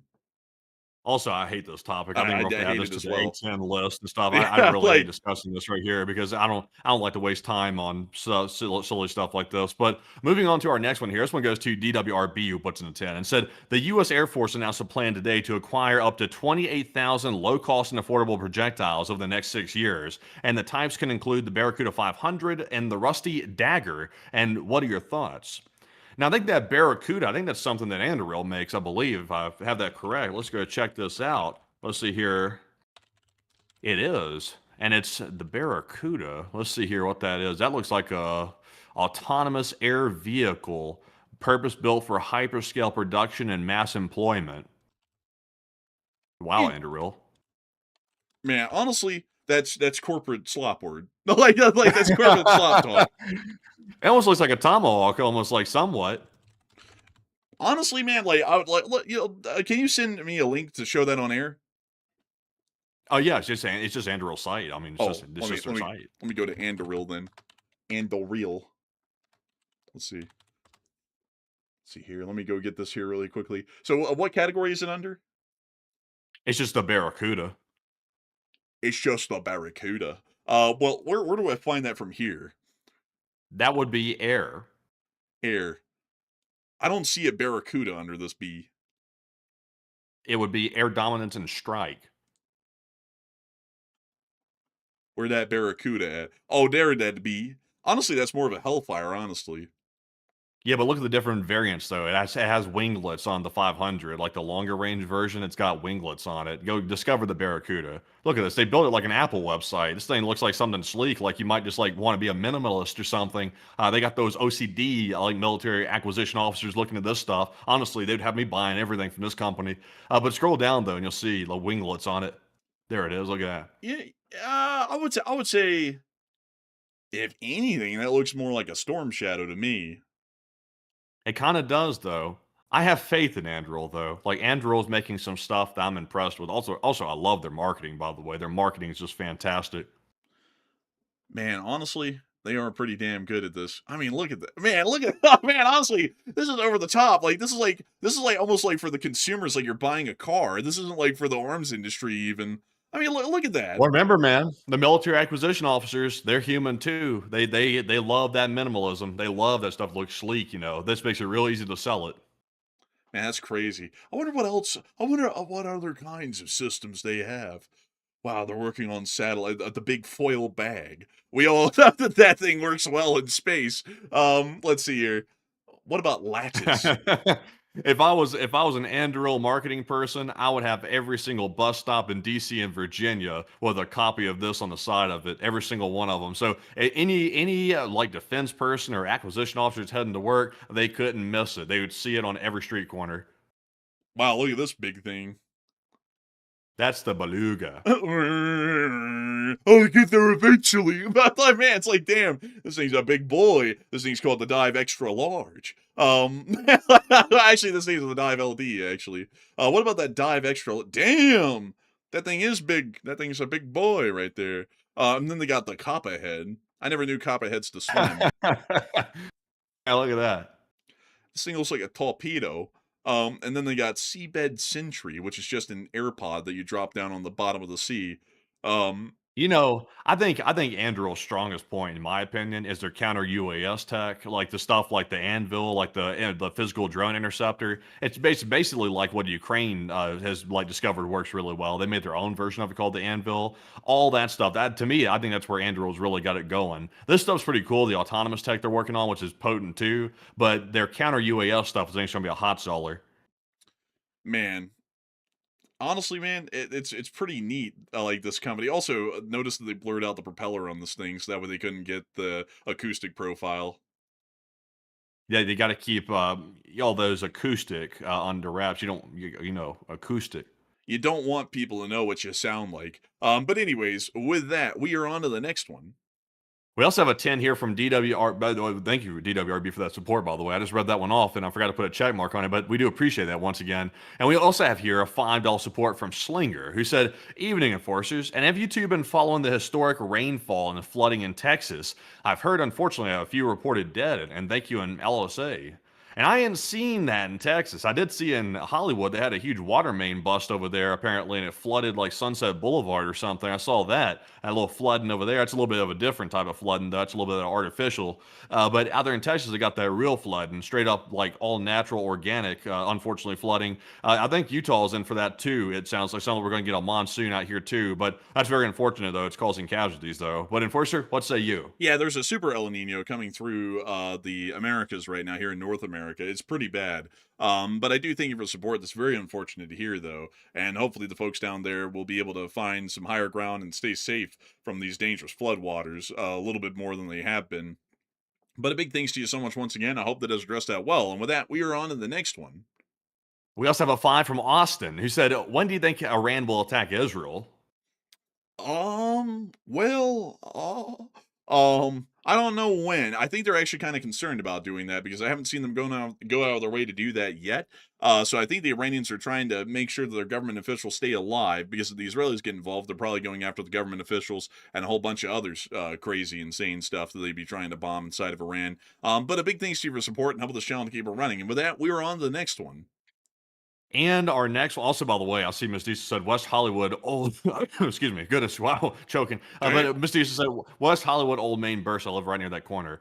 Honestly, if it's West Hollywood with the way those sidewalks worked, I mean that's some nasty water right there. If it's washing up all that stuff on those sidewalks around that area, I mean that was some nasty stuff around there on those sidewalks. I'll tell you, who knows what's in that water. But I'm you. Did you see that by the way? It was like the water running through the streets. I mean it was like a serious like water burst. No, I actually didn't hear about that. Yeah, it was bad. It was real bad too. I think we actually drove through that area when we looked out there one time. We drove down the street that had the water running down it. Really? Yeah, I Pretty think so. cool. I think so. Really, LA gets a lot of bull crap coming their way, really, if you really think about it. I mean, they just had the fires up there not too long ago. Now they got the water running down the street. I mean, literally, fire's their enemy, water's their enemy. And pretty much everything is, for the most part, in LA. Like, they got some rough stuff. Then they occasionally have a chemical fire that breaks out and have to, like, lock everybody down, too. There's a lot of stuff going on there. Man, and then they had that Palisades fire. You can see what's left. Not much. Literally nothing, basically. That's wild, honestly. The Palisades is completely gone. Very bad. Very sad, really, too. Terrible. But anyways, with that, we are on to the next one. We also have a 2 from Plazoth, and thank you, Plazoth, for that $2 support. Did not leave a comment, but we do appreciate that as always. We also have a 2 from Author Regine, who said they out there searching for Anastasia. I mean, maybe. You never know. You never know. But a big thanks to your support. And with that, we're on the next one. We also have a 2 from Catfish McStevenson. He said, make it a no missile zone. Problem fixed. Boom. Honestly, if we made the Middle East a missile-free zone, then there would be no war. As we all know, just saying, please don't do something, makes everybody stop doing it. Like, clearly. It makes a lot of sense. But a big thanks to your support. I hope that I stressed that well. And with that, we are on to the next one. And our next one here is going to go to Jason Curlin, and he puts in a 2. And he said, oh, man. He said, what about the 2000s election with that stuff?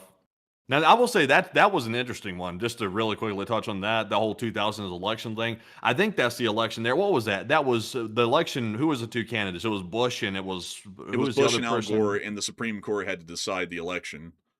Yeah, the Supreme Court deciding the election thing. I mean, that was unprecedented. I mean, truly. I mean, I wasn't really around for that, and I was a toddler, so I had no clue what was going on. But looking back on it, now knowing what I know now, that was truly crazy that the Supreme Court decided that election. That was just, hopefully that never happens again. But I mean, wasn't there a reason that they had to decide? It wasn't just like they walked in and went, well, let's decide it. Was there a reason for that? It was the hanging chads. That was the issue. What do you mean the hanging chads? Well, when you circle in on a ballot, you circle in your option right there. Some of them couldn't be identified as a true marking on the ballot, so they weren't sure. So somebody had to decide what it meant. Interesting. Well, I actually didn't know that. I thought it was for another reason. I thought that it was neither of them had gotten the electoral votes, so they just had to decide between the two of them who was going to get the presidency, and then they picked Bush, if I remember right. That's what I thought. But apparently it's them hanging chads. I never heard about hanging chads. And also, why in the world do they call them chads? I don't really know why they called it that, to be honest. But that's what they call it. Apparently, I don't really know why it's called that. Huh. That takes a whole different connotation of the modern day. You talk about, man, it's them hanging chads, just like some swole dude, bam, I ain't voting or something like that. It's like, I don't even know. But anyways, with that, we're on to the next one.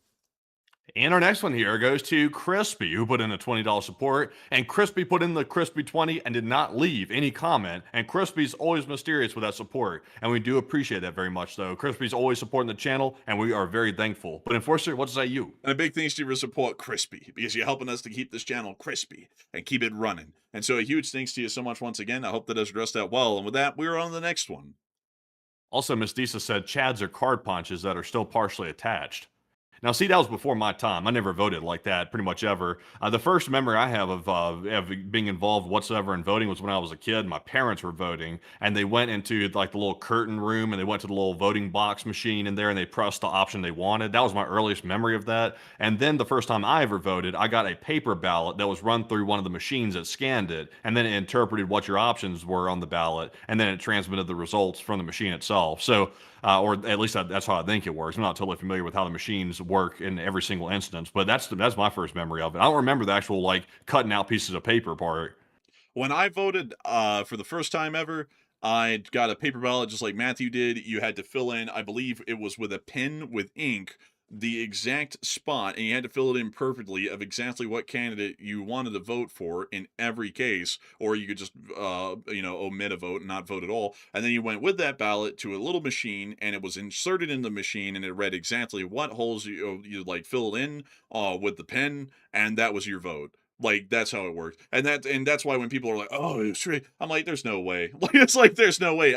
I've voted, I've seen the process, and also it's like once again, it's done at a county level, a county to county level in each and every state, and the states run their own elections. So it's like, how the hell do you rig that nationwide? You can. It's literally impossible. And that's why. And before anyone's like, "Oh, but they are," like I hate to tell you, but you don't know what you're talking about. Because a lot of people also think they understand the legal system. Someone a minute ago, Matthew told me, well, I mean, they like the voting machine company didn't win that lawsuit. It's just that the news company settled with them. And I said, well, that's winning. Like that's saying that they have so little evidence they're not even willing to go to court, so they're trying to mitigate their Well, damages and they're trying to settle.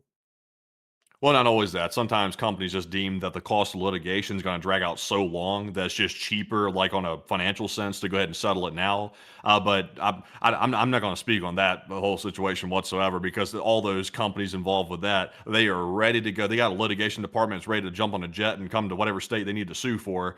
So I'm not commenting on that.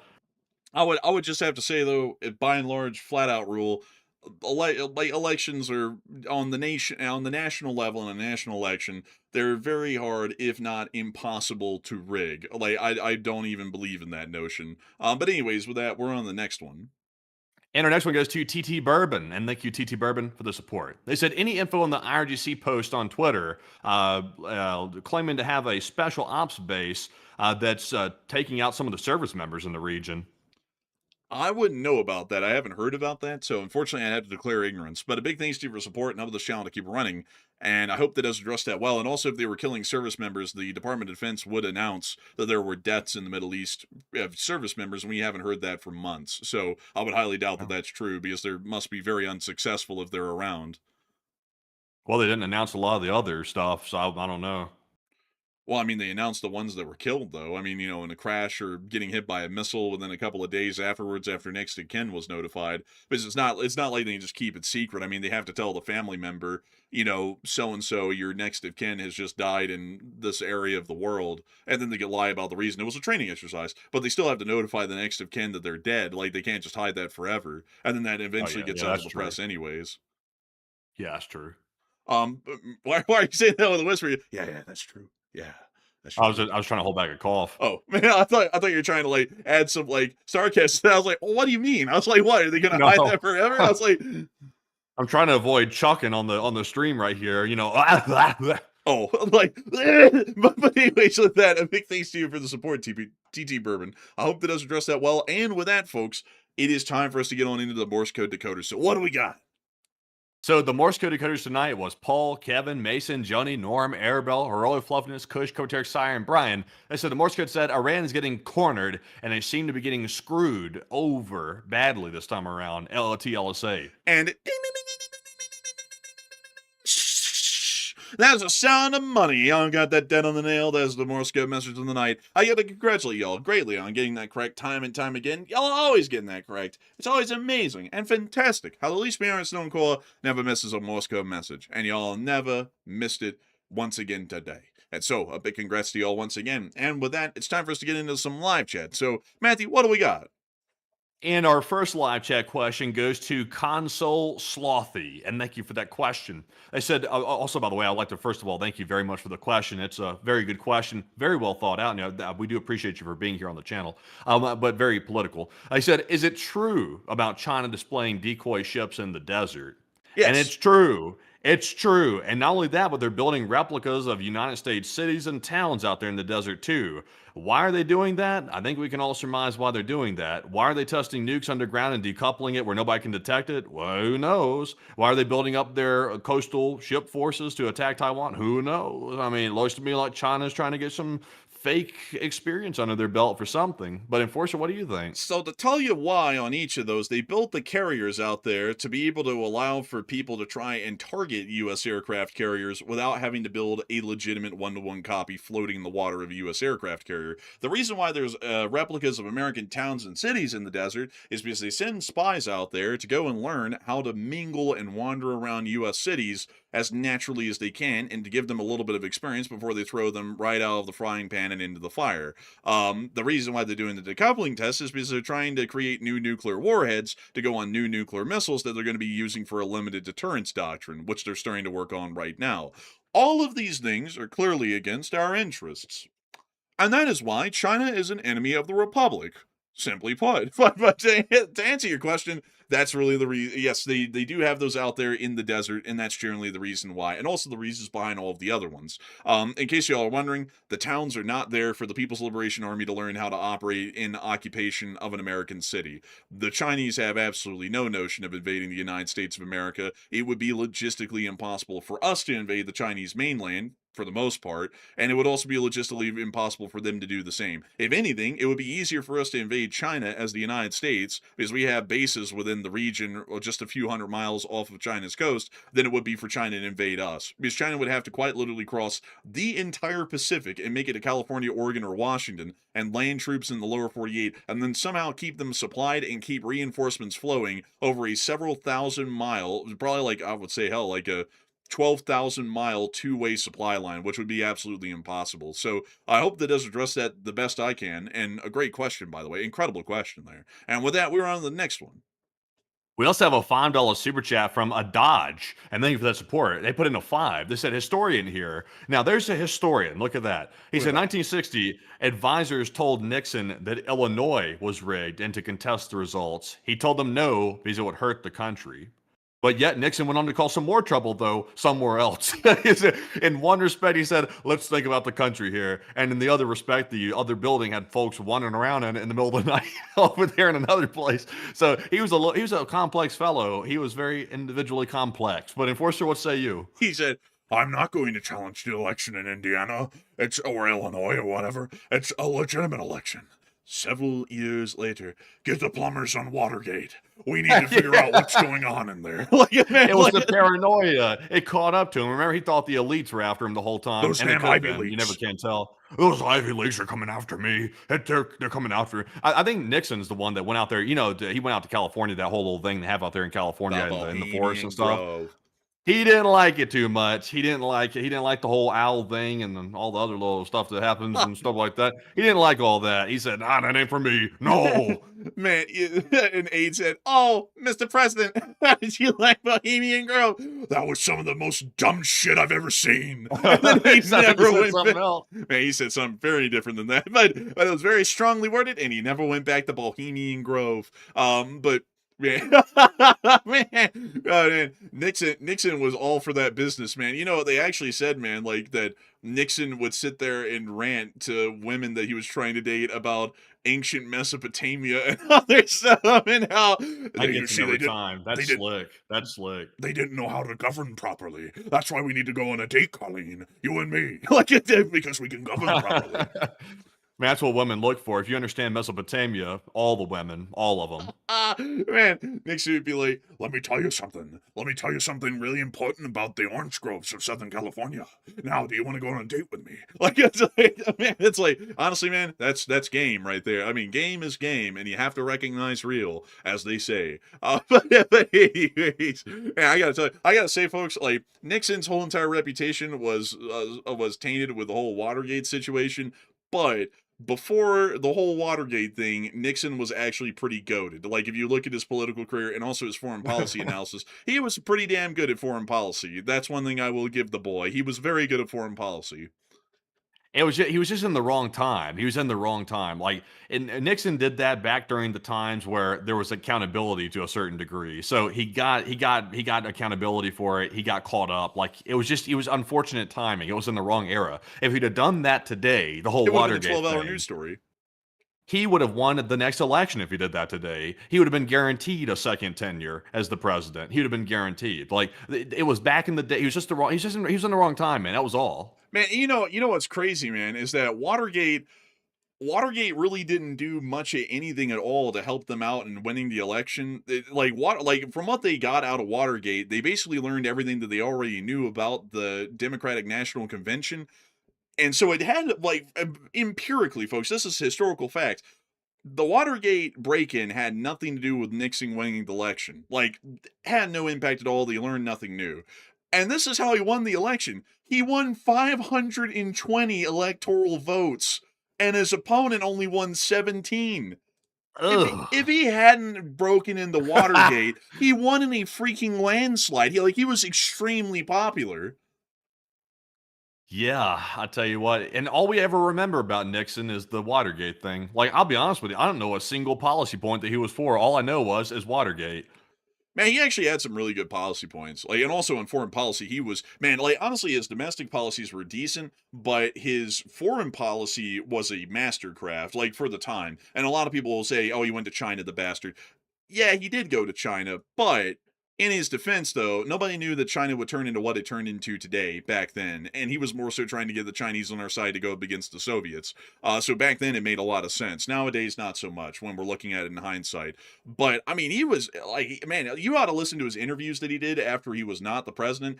Like he sat there, man, in the '90s. He was like, "Let me tell you about the Russians. Let me tell you what's going to happen, bro." He basically predicted the rise of Putin to a T 10 years before it even happened, and what that would turn into. And I was like, I listened to him. I was like, damn, this guy was a genius. That's also why he was a foreign policy advisor for literally every single president after him, all the way up until Clinton when he died in '95. Because he was just that good at foreign policy. Yeah, it was what it was, but it all came crashing down with Watergate. Now, if you go to a political science class, they don't teach you hardly anything about Nixon whatsoever, except for he was involved in the Watergate scandal. Man, I'll tell you, man. The first time he ever ran for an election as a president was 1960. Do you remember that, Matthew? The whole thing about he lost because it was the first televised debate, and because he wasn't wearing any makeup, he was sweating Yeah, profusely, and it made him look like he was nervous, so he lost. yeah, I remember that. Man, that he was done dirty. Those damn Ivy Leagues, they screwed me over. but anyways, oh man. But anyways, with that, we are on to the next one. We also have a $10 super chat from Joppy, and thank you, Joppy, for the 10 once again. He said Nixon, following Kissinger's plan, were the ones who came up with the idea that instead of taking a hard stance against China, they'd show them the greatness of capitalism by luring them in with trade. And really, all they did was teach China how to have a hybrid capitalist communist system. That's essentially what they taught them. And China said, "Hey, wait a minute, it's actually a decent idea." And look where they're at today after doing that. But Enforcer, what say you? I would say at the time it made a great deal of sense, and I know a lot of people are like, he made the devil. But I mean, you could argue that FDR, who was the president during World War II, turned the Soviet Union into a demon with the Lend-Lease. I mean, we could do that as well with the Soviet Union, and I don't really think it's fair, because at the time, the decisions were quite wise. We needed allies to go up against the Nazis. The Soviets were the clear solution, so the enemy of the enemy is our friend, and we teamed up with them.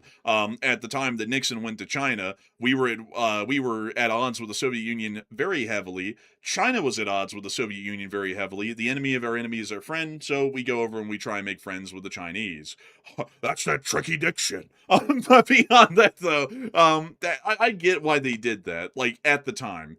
Because nobody even had the notion back then, because China had not been a great power or even a superpower in over as 2 centuries at that point, that would ever turn China into a global superpower. So I would say they really had no historical precedent at that point to know what that would do. And I think it was a pretty wise decision at the time, because it also turned the balance of power in the world against the Soviet Union, because they didn't see that all of the communist allies were in one bloc and all of the non-communist countries were in another bloc. It was half of the communist countries were against the Soviet Union and the rest of the world was against the Soviet Union, which put them on an island on their own, and I think definitely led to the slow economic death that they saw over the 70s and the 80s to follow. So I hope that does address that well, in my opinion. A big thanks to you for your support, Jobby, and helping this channel to keep on running. And with that, we're on to the next one.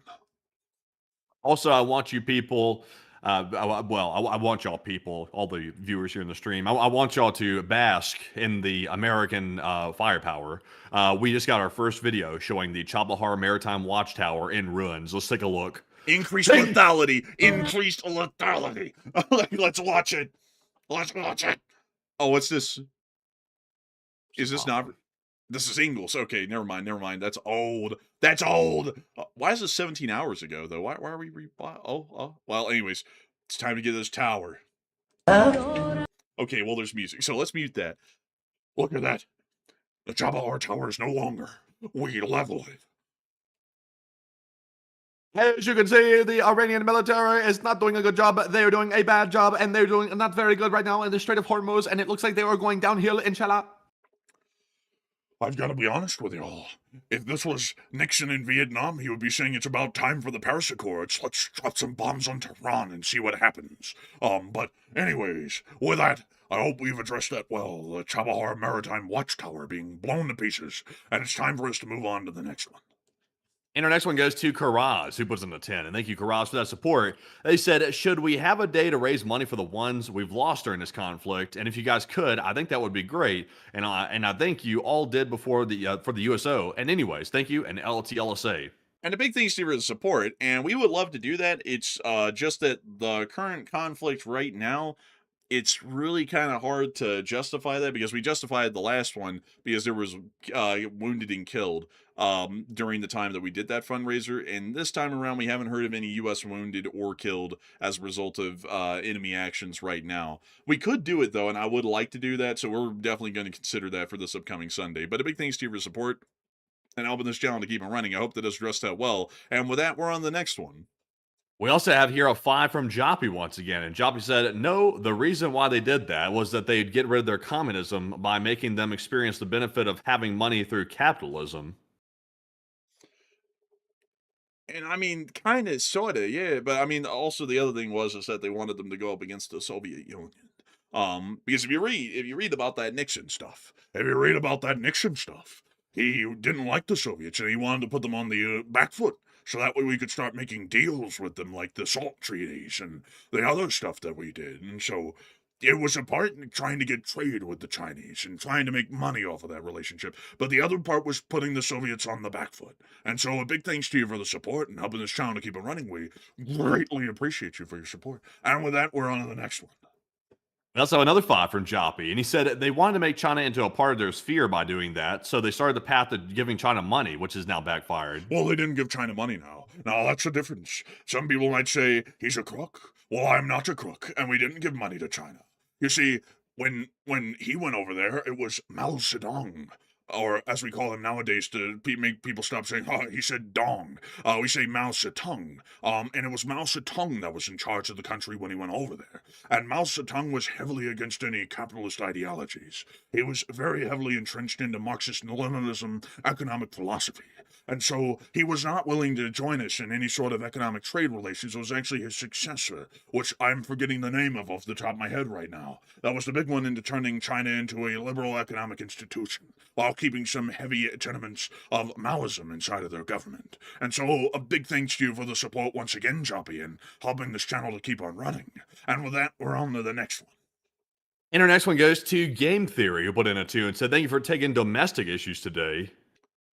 And I thank you for the support. The only reason why I did that is because I believe that questioning election integrity begins to rip apart the very fibers that make this nation a democracy.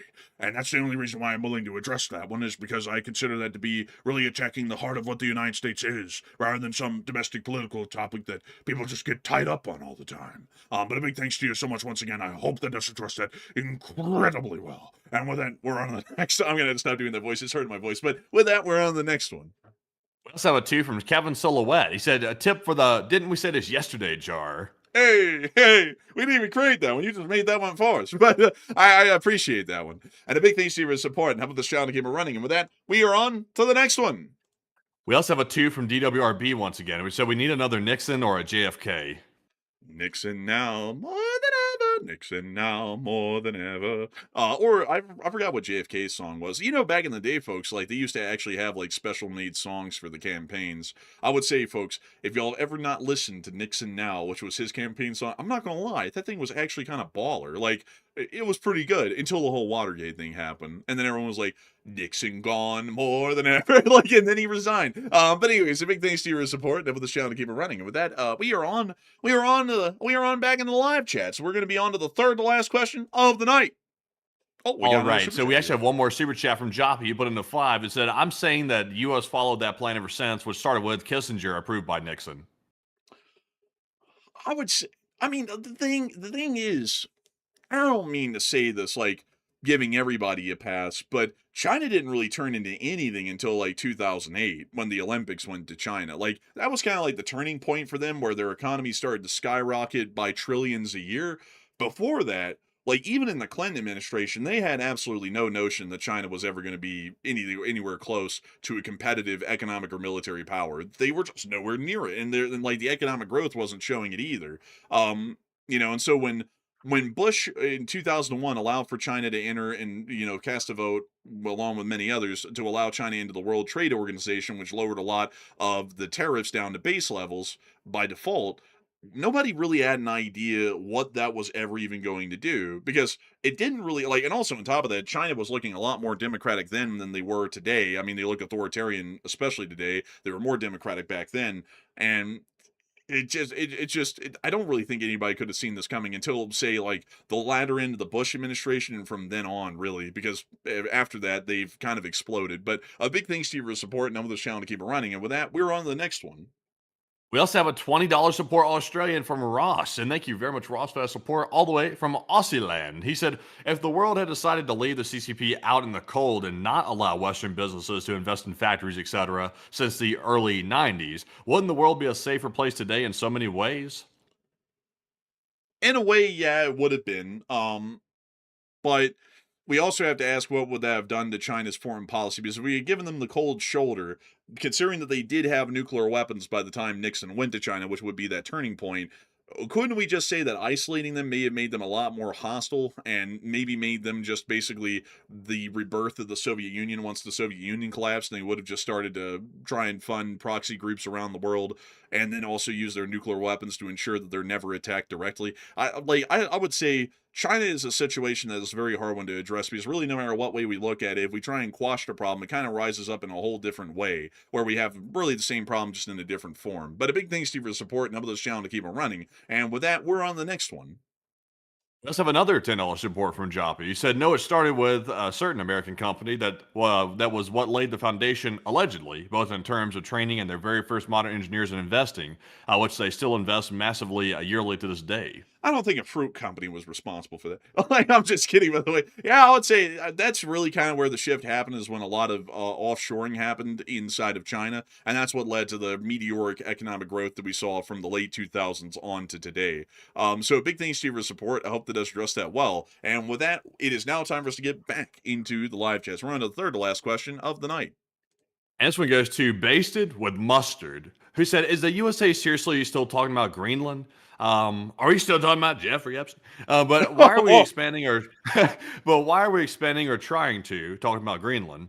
And Russia and China are trying to expand as well. Is there something going on that we don't know about?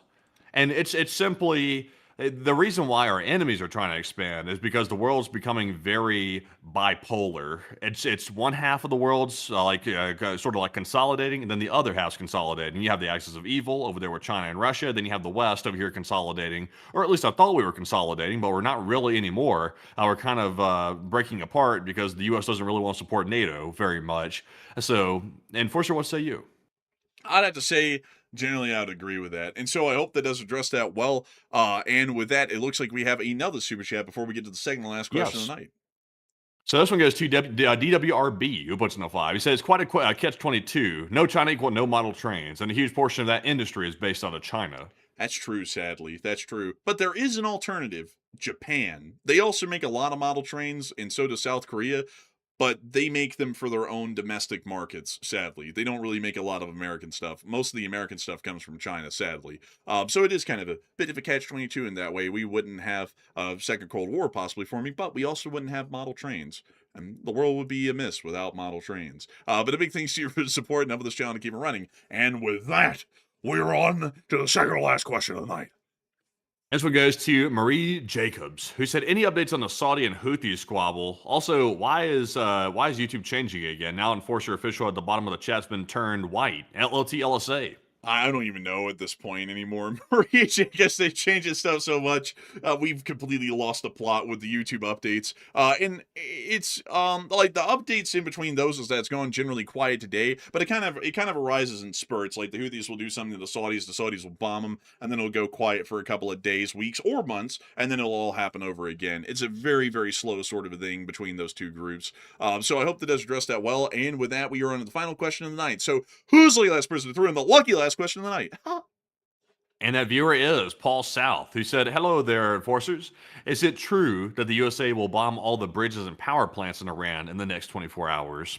No. And I would say it's possible. I wouldn't rule it out personally in my assessment. I would say it's possible. I would lean toward unlikely at the moment because I'm not sure if the U.S. really even has the capability to hit every single power plant and every single bridge in Iran. That would be a hell of a lot of targets in one go. And also, I can say this with certainty, not every single power plant, not every single bridge in Iran is being used for military purposes. So if they did something like that, where they hit all the bridges and all the power plants, that would almost certainly be a war crime at that point. But Enforcer, what say you? I'd have to agree with that, but I also have to say on my analysis, I think it's highly unlikely for that reason, and I have a feeling that they're most likely deferring to military commanders at this point to actually conduct the war, and so most military commanders are going to keep it to only what's absolutely necessary because, who knows what might happen in the future, and no one really wants to be brought up on possible war crime trials domestically here in the United States or elsewhere. So I hope that does address that the best I can, at least in my opinion. And with that, we have reached the end of tonight's stream. I've got to say that we're entirely honored and greatly appreciative to have had each and every single one of y'all here over the course of the night. We were able to see the 23,500 people were here at the peak of the stream, and 150,000 people have watched this stream in the last 3.5 hours. I got to say, we're always thankful and so much honored to know that a lot of y'all come here to see this channel as your primary source of news, and I hope that we're able to do y'all great honor once again today by making sure that we were up to date on the news, as well analyzed and well researched as we possibly could, and also kept it a little bit entertaining. And so with that in mind, we will see you all tomorrow at 10 p.m. Eastern Time to cover the next 24 hours of the news from around the world, and if there is a short war video, Enforcer Matt will be the one making that short war video. And so with that, good night, good luck, take care, stay safe, Slava Ukraini, I'm Slava, long live the Late Spring Army, and long live the Republic. And with that, we do appreciate you all for once again joining us all tonight, and over 150,000 people were here. That's a lot of people right there. It's 150,000. I think the average football stadium, it has a lot less than that in it. I don't know the exact number off the top of my head, but it's got a lot less. Believe me, it's a lot less. 150,000, that's crazy.